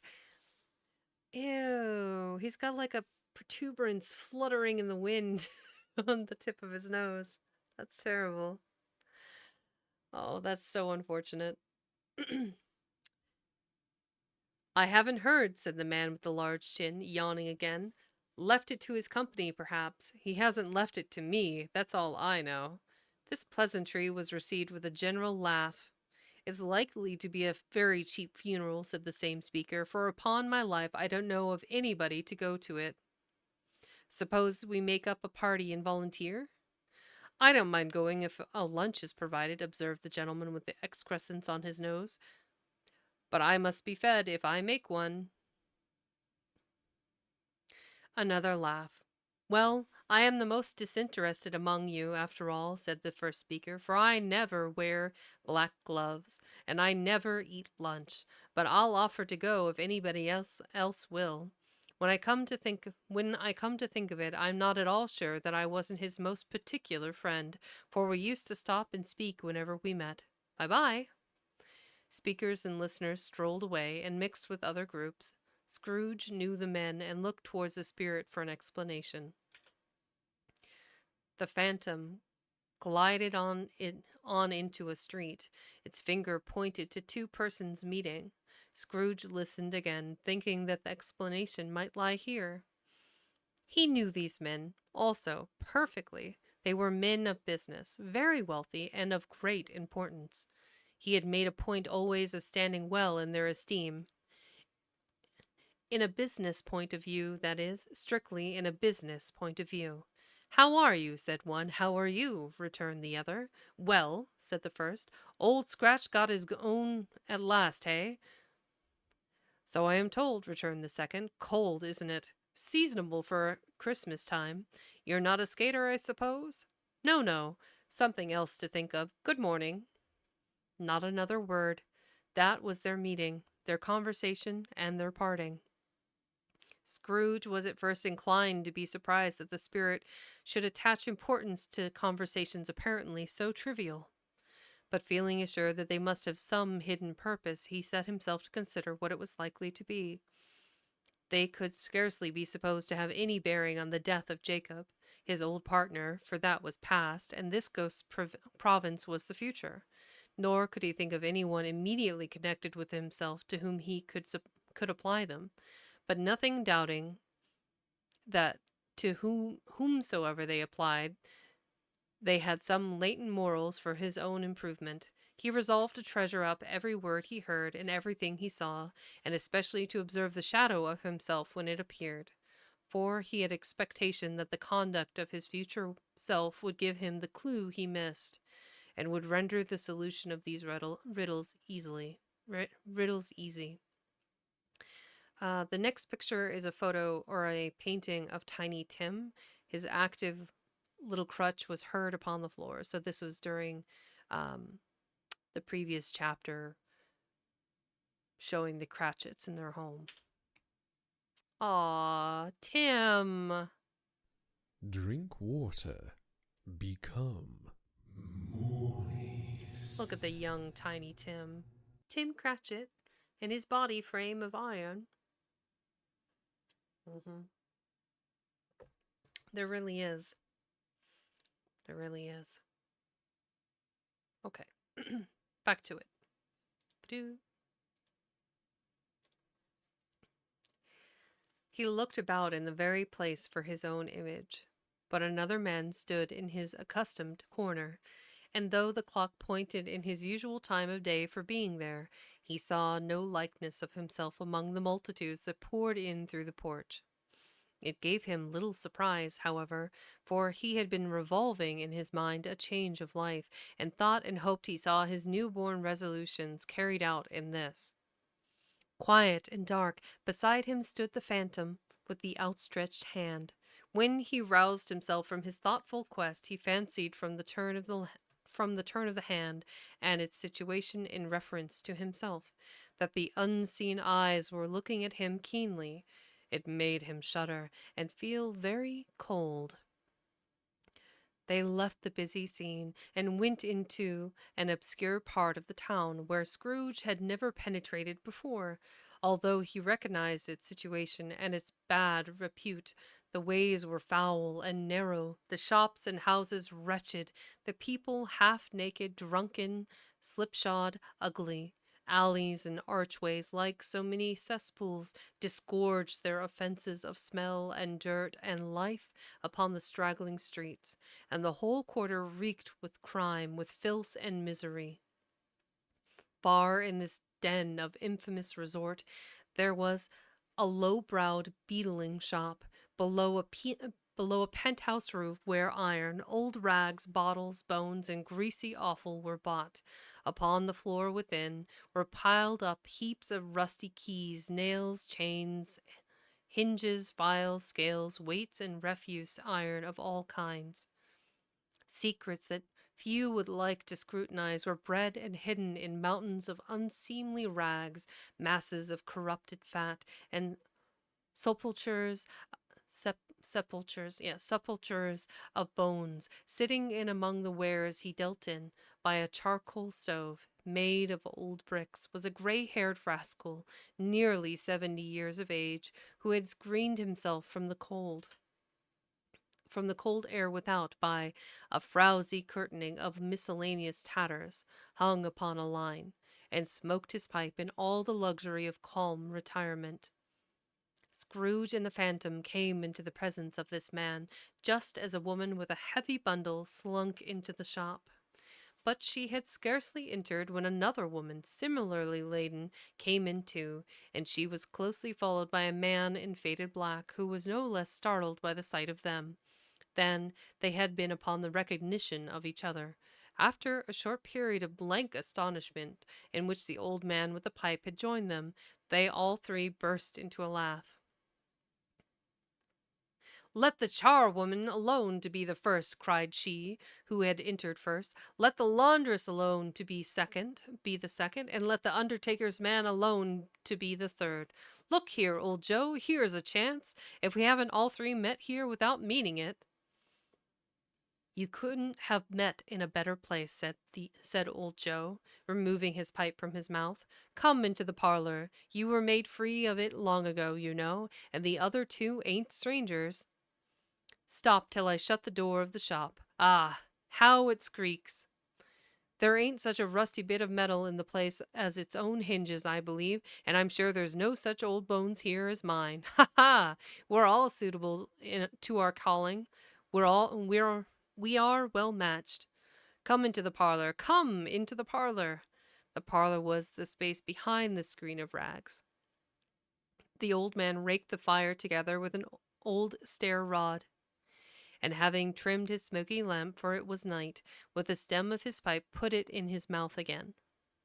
While he did this, the woman who had already spoken threw her bundle on the floor and sat down in a flaunting manner on a stool, crossing her elbows on her knees and looking with a bold defiance at the other two.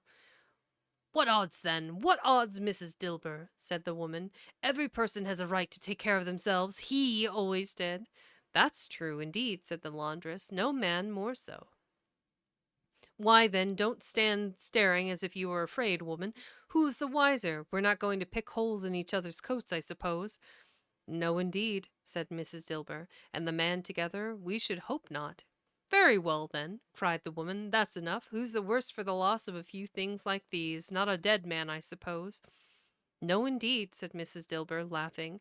"If he wanted to keep 'em after he was dead, a wicked old screw," pursued the woman. Why wasn't he natural in his lifetime? If he had been, he'd have had somebody to look after him when he was struck with death instead of lying gasping out his last there alone by himself. "It's the truest word that ever was spoke," said Mrs. Dilber. "It's a judgment on him." "I wish it was a little heavier judgment," replied the woman, "and it should have been. You may depend upon it, if I could have laid my hands on anything else. Open the bundle, old Joe, and let me know the value of it. Speak out plain." "I'm not afraid to be the first, nor afraid for them to see. We knew pretty well that we were helping ourselves before we met here. I believe it's no sin. Open the bundle, Joe." But the gallantry of her friends would not allow of this, and the man in faded black, mounting the breach first, produced his plunder. It was not extensive. A seal or two, a pencil case, a pair of sleeve buttons, and a brooch of no great value were all. They were severally examined and appraised by old Joe, who chalked the sums he was disposed to give for each upon the wall, and added them up into a total when he found that there was nothing more to come. "That's your account," said Joe, "and I wouldn't give another sixpence if I was to be boiled for not doing it. Who's next?" Mrs. Dilber was next. Sheets and towels, a little wearing apparel, 2 old-fashioned silver teaspoons, a pair of sugar tongs, and a few boots. Her account was stated on the wall in the same manner. "I always give too much to ladies. It's a weakness of mine, and that's the way I ruin myself," said old Joe. "That's your account. If you asked me for another penny and made it in an open question, I'd repent of being so liberal and knock off half a crown."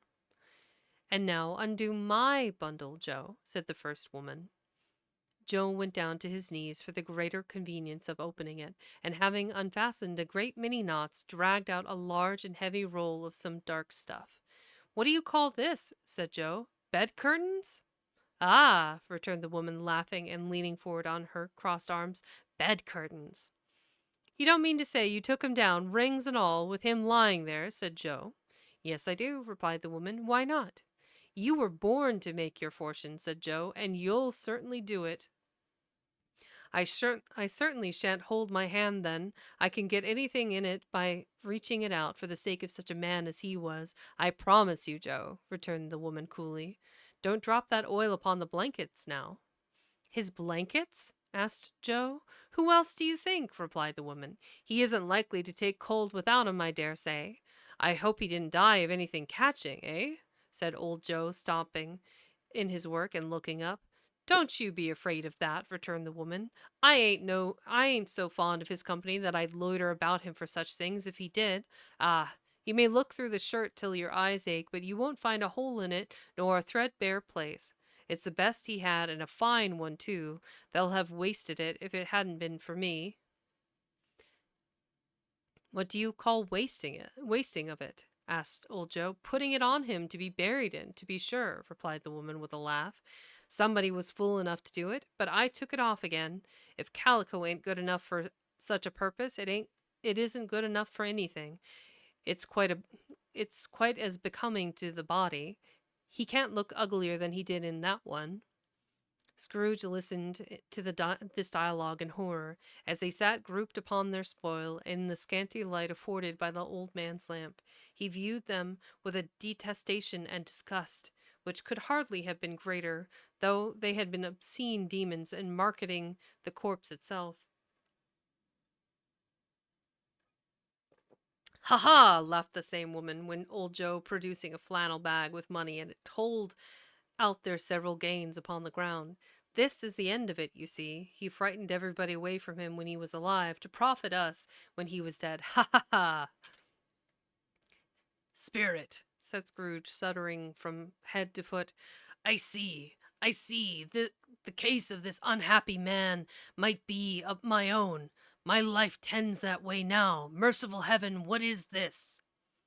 He recoiled in terror, for the scene had changed, and now he almost touched a bed, a bare, uncurtained bed, on which beneath a ragged sheet there lay a something covered up, which, though it was dumb, announced itself in awful language. The room was very dark, too dark to be observed with any accuracy, though Scrooge glanced round it in obedience to a secret impulse, anxious to know what kind of room it was. A pale light rising in the outer air fell straight upon the bed, and on it, plundered and bereft, unwatched, unwept, uncared for, was the body of this man. Scrooge glanced towards the phantom. Its steady hand was pointed to the head. The cover was so carelessly adjusted that the slightest raising of it, the motion of a finger upon Scrooge's part, would have disclosed the face. He thought of it, felt how easy it would be to do, and longed to do it, but had no more power to withdraw the veil than to dismiss the spectre at his side. O cold, cold, rigid, dreadful death, set upon thine altar here, and dress it with such terrors as thou hast at thy command, for this is thy dominion.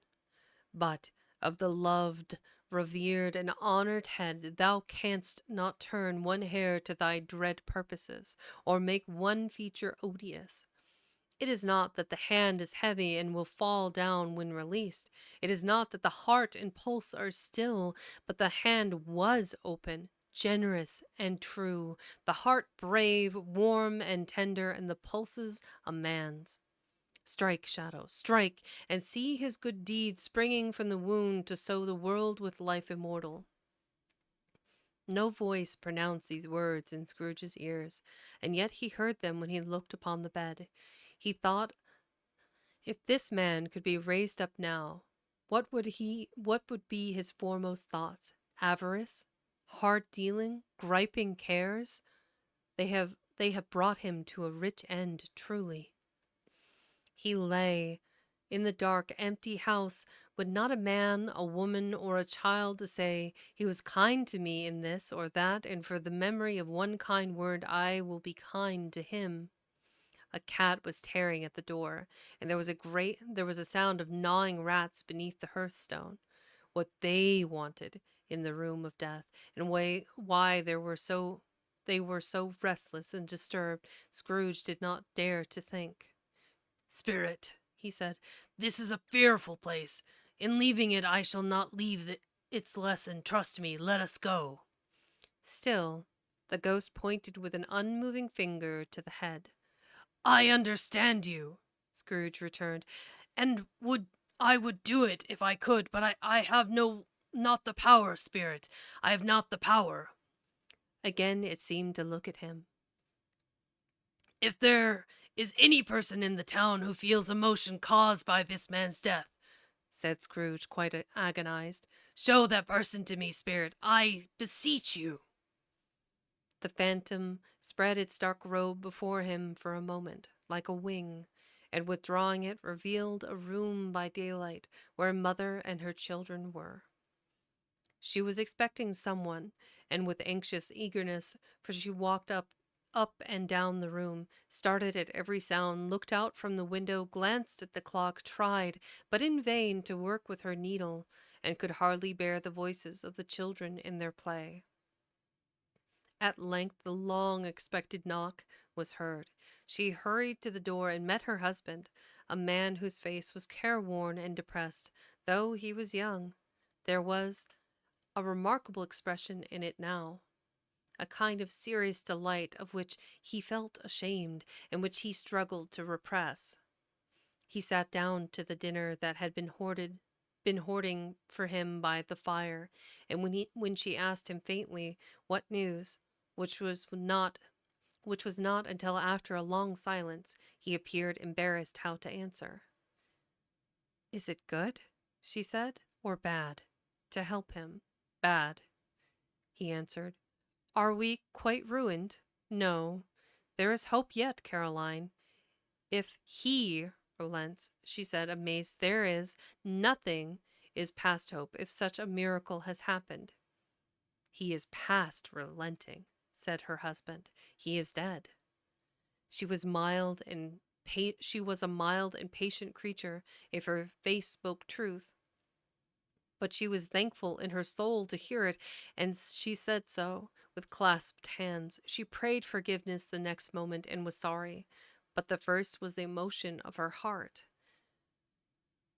What the half-drunken woman whom I told you of last night said to me when I tried to see him and obtain a week's delay, and what I thought was a mere excuse to avoid me, turns out to have been quite true. He was not only very ill, but dying then. To whom will our debt be transferred? I don't know. But before that time we shall be ready with the money, and even though we were not, it would be bad fortune indeed to find so merciless a creditor in his successor. We may sleep tonight with light hearts, Caroline. Yes. Soften it as they would, their hearts were lighter. The children's faces, hushed and clustered round to hear what they so little understood, were brighter, and it was a happier house for this man's death. The only emotion that the ghost could show him, caused by the event, was one of pleasure. All the Cratchit family drew round the hearth. I think this is during the Cratchit family dinner, where "God bless us, every one," was heard, and toasting to Scrooge's health. "Let me see some tenderness connected with a death," said Scrooge, "or the dark chamber spirit which we left just now will be forever present to me." The ghost conducted him through several streets familiar to his feet, and as they went along, Scrooge looked here and there to find himself, but nowhere was he to be seen. They entered poor Bob Cratchit's house, the dwelling he had visited before, and found the mother and the children seated round the fire. Quiet, very quiet. The noisy little Cratchits were as still as statues in one corner, and sat looking up at Peter, who had a book before him. The mother and her daughters were engaged in sewing, but surely they were very quiet. And he took a child and set him in the midst of them. Where had Scrooge heard those words? He had not dreamed them. The boy must have read them out as he and the spirit crossed the threshold. Why did he not go on? The mother laid her work upon the table and put her hand up to her face. "The color hurts my eyes," she said. "The color? Ah, poor Tiny Tim!" "They're better now again," said Cratchit's wife. "It makes them weak by candlelight, and I wouldn't show weak eyes to your father when he comes home, for the world. It must be near his time." "Past it, rather," Peter answered, shutting up his book. But I think he was walk I but I think he was but I think he has walked a little slower than he used these few last evenings, mother." They were very quiet again. At last she said, and in a steady, cheerful voice that only faltered once, "I have known him walk with I have known him walk with Tiny Tim upon his shoulder very fast indeed. And so have I, cried Peter, often. And so have I, exclaimed another. So had all. But he was very light to carry, she resumed, intent upon her work, and his father loved him so that it was no trouble, and no trouble. And there is your father at the door. She hurried out to meet him, and little Bob and his comforter, he had need of it, poor fellow, came in. His tea was ready for him on the hob, and they all tried who should help him to it most. Then the two young Cratchits got upon his knees, and laid each child a little cheek against his face, as if they said, "Don't mind it, father, don't be grieved." Bob was very cheerful with them, and spoke pleasantly to all the family. He looked at the work upon the table, and praised the industry and speed of Mrs. Cratchit and the girls. They would be done long before Sunday, he said. Sunday? You went today, then, Robert? Said his wife. Yes, my dear, returned Bob. I wish you could have gone. It would have done you good to see how green a place it is. But you'll see it often. I promised him that I would walk there on Sunday. My little, little child, cried Bob. My little child. He broke down all at once. He couldn't help it. If he could have helped it, he and his child would have been farther apart, perhaps, than they were. He left the room and went upstairs into the room above, which was lighted cheerfully and hung with Christmas. There was a chair set close beside the child, and there were signs of someone having been there lately. Poor Bob sat down in it, and when he had thought a little and composed himself, he kissed the little face. He was reconciled to what had happened, and went down again quite happy. They drew about the fire and talked, the girl and mother working still. Bob told them of the extraordinary kindness of Mr. Scrooge's nephew, whom he had scarcely seen but once, and who, meeting him in the street that day, and seeing that he looked just a little down, you know, said Bob, inquired what had happened to distress him. On which, said Bob, for he is the pleasantest spoken gentleman you ever heard, I told him, I am heartily sorry for it, Mr. Cratchit, he said, and heartily sorry for your good wife. By the by, how we ever knew that, I don't know. Knew what, my dear? Why, that you were a good wife, replied Bob. Everybody knows that, said Peter. Very well observed, my boy, cried Bob. I hope they do. Heartily sorry, he said, for your good wife. If I can be of service to you in any way, he said, giving me his card, that's where I live. Pray come to me. No, it wasn't, cried Bob, for the sake of anything he might be able to do for us, so much as for his kind way, that this was quite delightful. It really seemed as if he had known our Tiny Tim and felt with us. I'm sure he's a good soul, said Mrs. Cratchit. You would be sure of it, my dear, returned Bob, if you saw and spoke to him. I shouldn't be at all surprised, mark what I say, if he got Peter a better situation. Only hear that, Peter, said Mrs. Cratchit. And then, cried one of the girls, Peter will be keeping company with someone and setting up for himself. Get along with you, retorted Peter, grinning.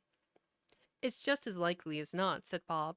One of these days, though there's plenty of time for that, my dear. But however, and whenever we part from one another, I am sure we shall none of us forget poor Tiny Tim. Shall we? Or this first parting that there was among us? Never, father, cried they all. And I know, said Bob, I know, my dears, that when we recollect how patient and mild he was, although he was a little, little child, we shall not quarrel easily among ourselves, and forget Tiny Tim in doing it. No, never, father, they all cried again. I am very happy, said little Bob. I am very happy. Mrs. Cratchit kissed him, his daughters kissed him, the two young Cratchits kissed him, and Peter and himself shook hands. Spirit of Tiny Tim, thy childish essence was from God. Spectre, Spectre, said Scrooge. "Something informs me that our parting moment is at hand. I know it, but I know not how. Tell me, what man that was whom we saw lying dead?" The ghost of Christmas yet to come conveyed him, as before, though at a different time, he thought. Indeed, there seemed no order in these latter visions, save that they were in the future, into the resorts of business men, but showed him not himself. Indeed, the spirit did not stay for anything, but went straight on, as to the end just now desired, until besought by Scrooge to tarry for a moment. "This court," said Scrooge, "through which we hurry now, is where my place of occupation is, and has been for a length of time. I see the house. Let me behold what I shall be in days to come." The spirit stopped. The hand was pointed elsewhere. "The house is yonder," Scrooge exclaimed. "Why do you point away?" The inexorable finger underwent no change. Scrooge hastened to the window of his office and looked in. It was an office still, but not his. The furniture was not the same, and the figure in the chair was not himself. The phantom pointed as before. He joined in once again, and wondering why and whither he had gone, accompanied him until they reached an iron gate. He paused to look round before entering. A churchyard. Here, then, the wretched man whose name he had now to learn lay underneath the ground. It was a worthy place, walled in by houses, overrun by grass and weeds, the growth of vegetation's death, not life, choked up with too much burying, fat with repleted appetite, a worthy place. The spirit stood among the graves and pointed down to one. He advanced towards it, trembling. The phantom was exactly as it had been, but he dreaded that he saw new meaning in its solemn shape. "Before I draw nearer to that stone to which you point," said Scrooge, "answer me one question. Are these the shadows of the things that will be, or are they the shadows of the things that may be only?" Still, the ghost pointed downward to the grave by which it stood. Men's courses will foreshadow certain ends, to which, if preserved, they must lead," said Scrooge. "But if the courses he departed from, the ends will change. Say it is thus with what you show me." The spirit was immovable as ever. Scrooge crept towards it, trembling as he went, and following the finger, read upon the stone of the neglected grave his own name, Ebenezer Scrooge. "Am I the man who lay upon the bed?" he cried, upon his knees. The finger pointed from the grave to him and back again. "No, spirit, no! No, oh no, no!" The finger still was there. "Spirit," he cried, tight clutching at its rope, "hear me! I am not the man I was. I will not be the man I must have been but for this intercourse. Why show me this, if I am past all hope?" For the first time the hand appeared to shake. Good spirit, he pursued, as down upon the ground he fell before it. "Your nature intercedes for me and pities me. Assure me that I yet may change the shadows you have shown me by an altered life. The kind hand trembled. "I will honor Christmas in my heart and try to keep all the year. I will live in the past, the present, and the future. The spirits of all three shall strive within me. I will not shut out the lessons that they teach. Oh, tell me I may sponge away the writing on this stone." In his agony, he caught the spectral hand. It sought to free itself, but he was strong in his entreaty and detained it. The spirit, stronger yet, repulsed him. Holding up his hands in a last prayer to have his fate reversed, he saw an alteration in the phantom's hood and dress. It shrank, collapsed, and dwindled down into a bedpost. Ooh, we got a picture of Scrooge here, talking to Bob Cratchit. "Therefore, I'm about to raise your salary. My God." We'll see. All right, it's 4 o'clock, well, 10 p.m. EST.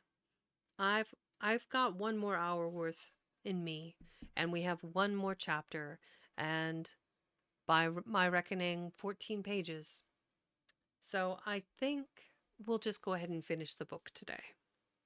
I had hoped to stretch this out a little longer, but books have a way of, being longer or shorter than I anticipate.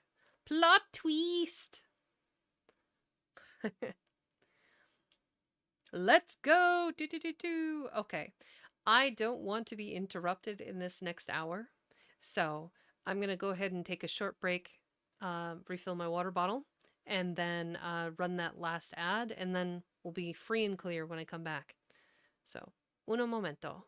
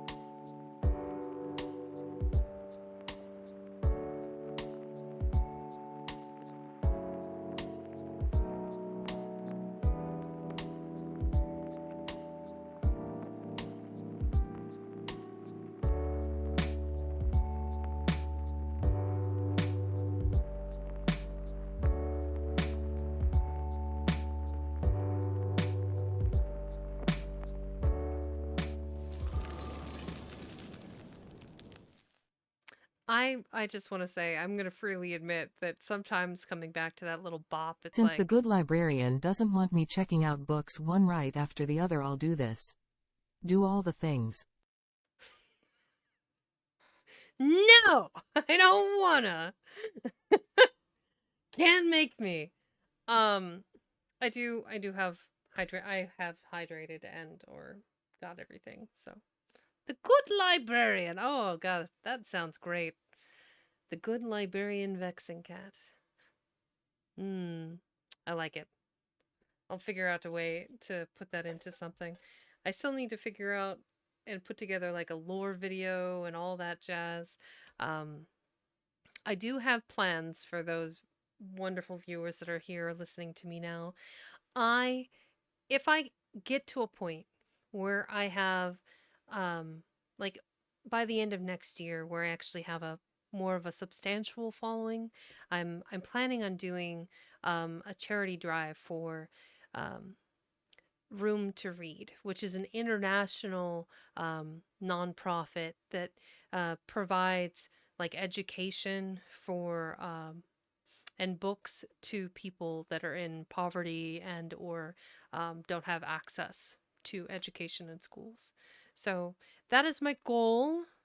I think if I try to do a charity drive right now, it'd be like, how much money do I have in my pocketbook? Okay, that's what I'm gonna send because I, not that I would doubt anyone's generosity. I think I witnessed some yesterday.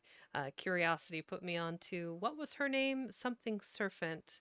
Um, I can't recall offhand. But she was doing a yes plans. She had a really great stream where they wound up Serpent Mythos. Yes. Can we get a shout out for Serpent? It's like a serpent. Does it have to be capitalized? I don't know if it does. Ah, there we go. Cool.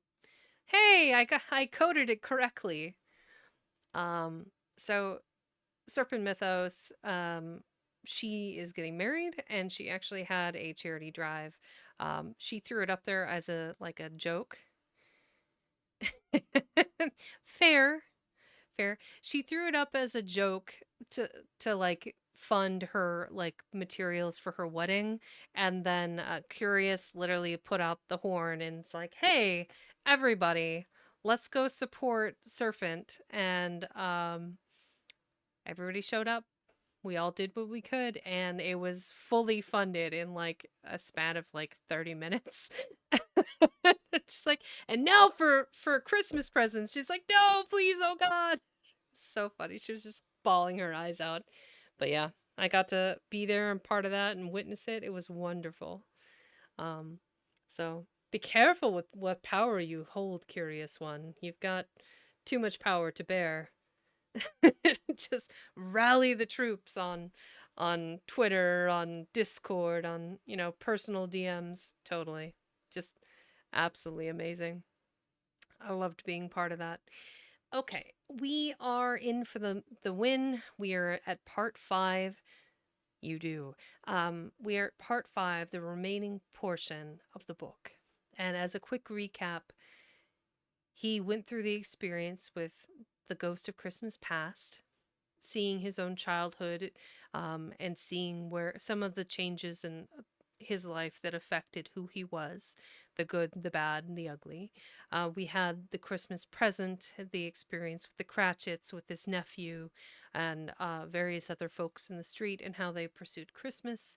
And then the Christmas future of the mysterious dead body who was robbed of his bedclothes, the blankets from his bed, teaspoons, and his pocketbook, his pencil case, anything that wasn't nailed down, um, because he was cold and miserly in life. So everyone took advantage of him in death because no one was there to watch him and mourn his passing. So he's hopefully taken those 3 lessons to heart, and we are now here in Stave 5. Quick hydration.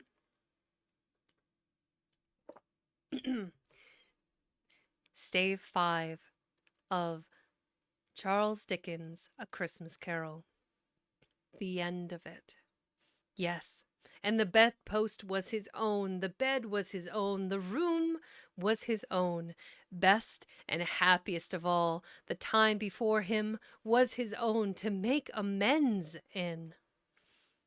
I will live in the past, the present, and the future, Scrooge repeated as he scrambled out of bed. The spirits of all three shall strive within me. O Jacob Marley, heaven and the Christmas time be praised for this. I say it on my knees, old Jacob, on my knees. He was so fluttered and so glowing with his good intentions that his broken voice would scarcely answer to his call. He had been sobbing violently in his conflict with the spirit, and his face was wet with tears. They are not torn down, cried Scrooge, folding one of his bed curtains in his arms. They are not torn down, rings and all. They are here. I am here. The shadows of the thing that would have been may be dispelled. They will be. I know they will. His hands were busy with his garments all this time, turning them inside out, putting them on upside down, tearing them, mislaying them, making them parties to every kind of extravagance. I don't know what to do, cried Scrooge, laughing and crying in the same breath and making a perfect lacoon. Lacoon? Wait, what does that say? Does it literally say lacoon? It does. What the heck is a lacoon?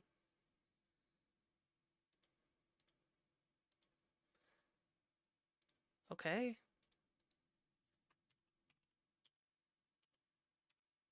I need the special. That's the umlaut O. That is.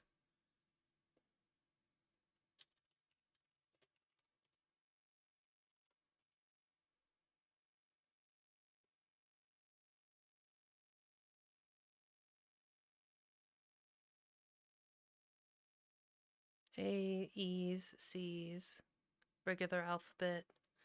There's a sloosh. Do. Here we go. Capitals. I probably looked right past it and I didn't even notice. Lowercase. There it is. Alt 148. Okay.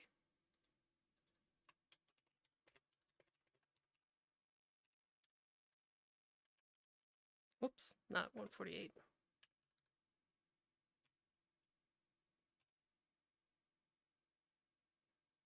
A figure in Greek and Roman mythology and epic cycle, a lacoon was a Trojan priest. He and his... Okay, so figure in... So is a person. Interesting. The more you know. And knowing is half the battle. G.I. Joe. Okay, back to it.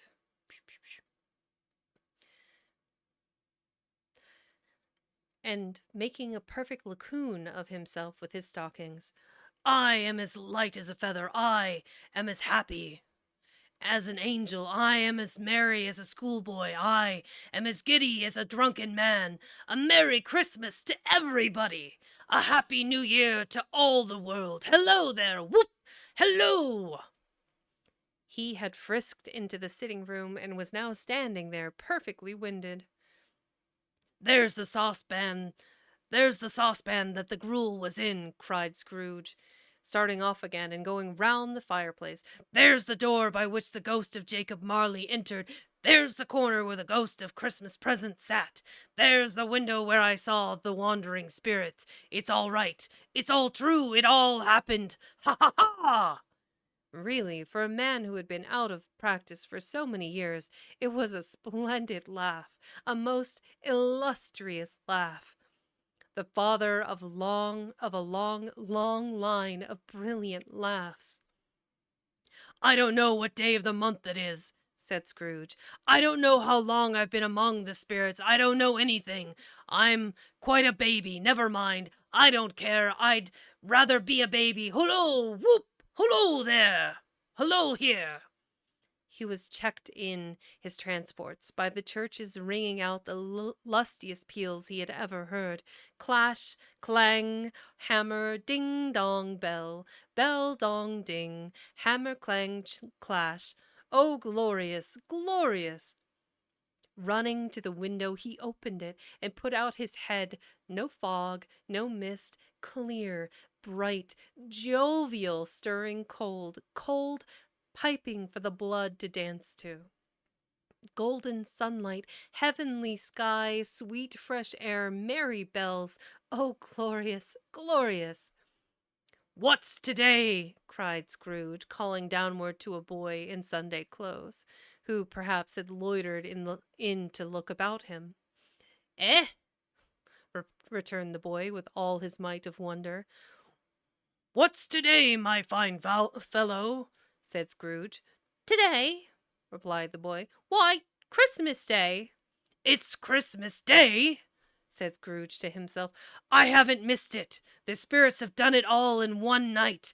They can do anything they like. Of course they can. Of course they can. Hello, my fine fellow."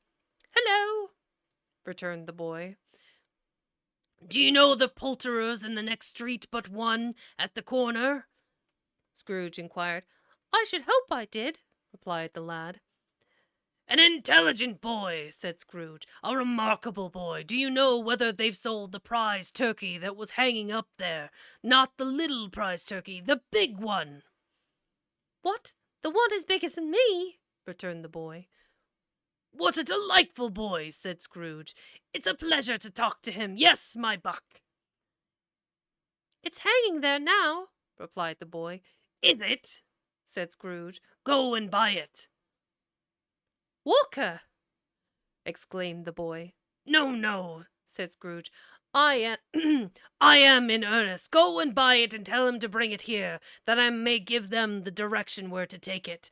Come back with the man, and I'll give you a shilling. Come back with him in less than 5 minutes, and I'll give you half a crown." The boy was off like a shot. He must have a steady hand at a trigger who could have got a shot off half so fast. "I'll send it to Bob Cratchit's," whispered Scrooge, and rubbing his hands. "Ooh, good, good," rubbing his hands and splitting with a laugh. "He shan't know who sends it.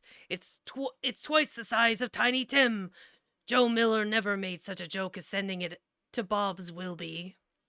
The hand in which he wrote the address was not a steady one, but write it he did, somehow, and went downstairs to open the street door, ready for the coming of the poulterer's man. As he stood there, waiting his arrival, the knocker caught his eye. "I shall love it as long as I live," cried Scrooge, patting it with his hand. "I scarcely ever looked at it before. What an honest expression it has in its face. It's a wonderful knocker. Here's the turkey. Hullo! Whoop! How are you? Merry Christmas!" It was a turkey. He never could have stood upon his legs, that bird. He would have snapped 'em off short in a minute, like sticks of a sealing wax. "Why, it's impossible to carry that to Camden Town," said Scrooge. "You must have a cab." The chuckle with which he said this, and the chuckle with which he paid for the turkey, and the chuckle with which he paid for the cab, and the chuckle with which he recompensed the boy, were only to be exceeded by the chuckle with which he sat down breathless in his chair again, and chuckled till he cried. Shaving was not an easy task, for his hand continued to shake very much, and shaving requires attention, even when you don't dance while you are at it. But if he had cut the end of his nose off, he would have put a piece of sticking plaster over it and been quite satisfied. He dressed himself all in his best, and at last got out into the streets. The people were by this time pouring forth as he had seen them with the ghost of Christmas present, and walking with his hands behind him, Scrooge regarded everyone with a delighted smile. He looked so irresistibly pleasant, in a word, that 3 or 4 good-humored fellows said, "Good morning, sir. A Merry Christmas to you," and Scrooge said often afterwards that of all the blithe sounds he had ever heard, those were the blithest in his ears.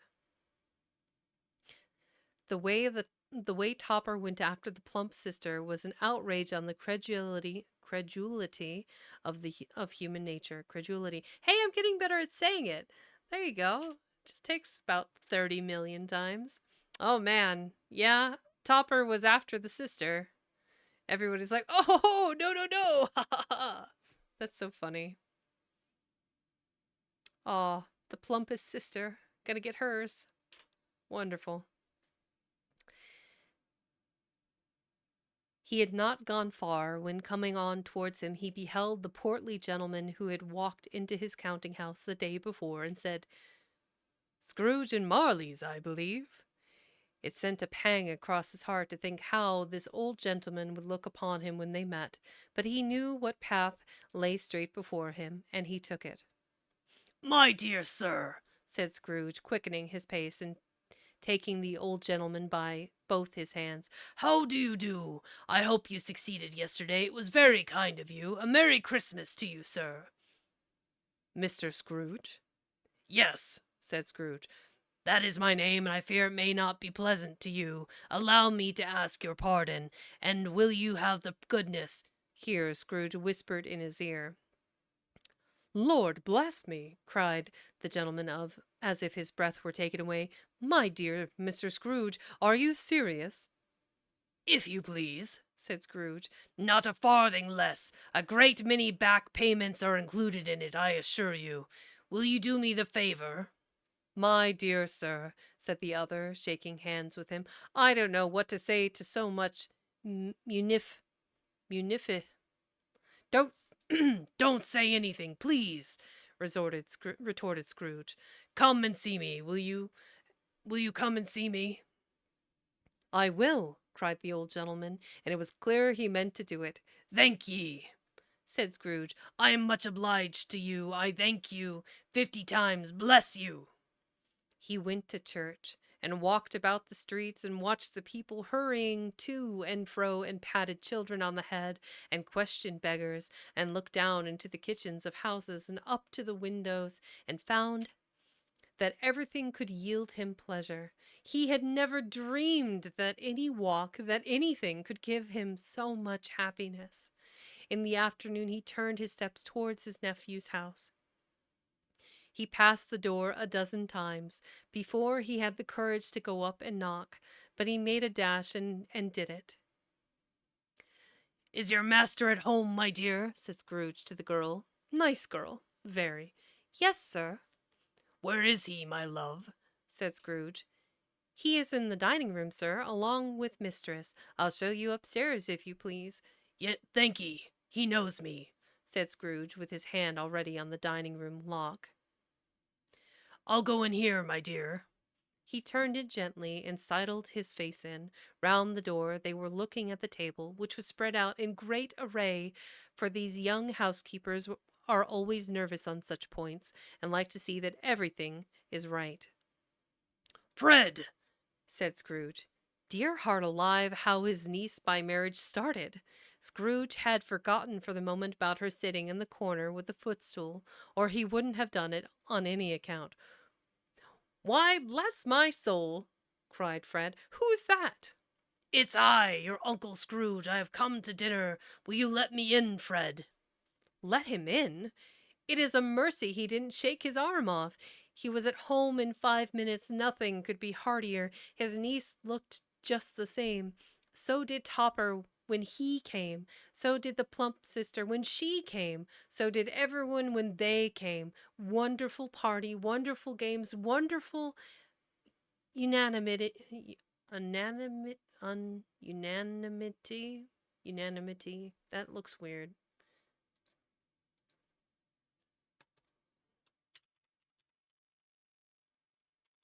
Nice.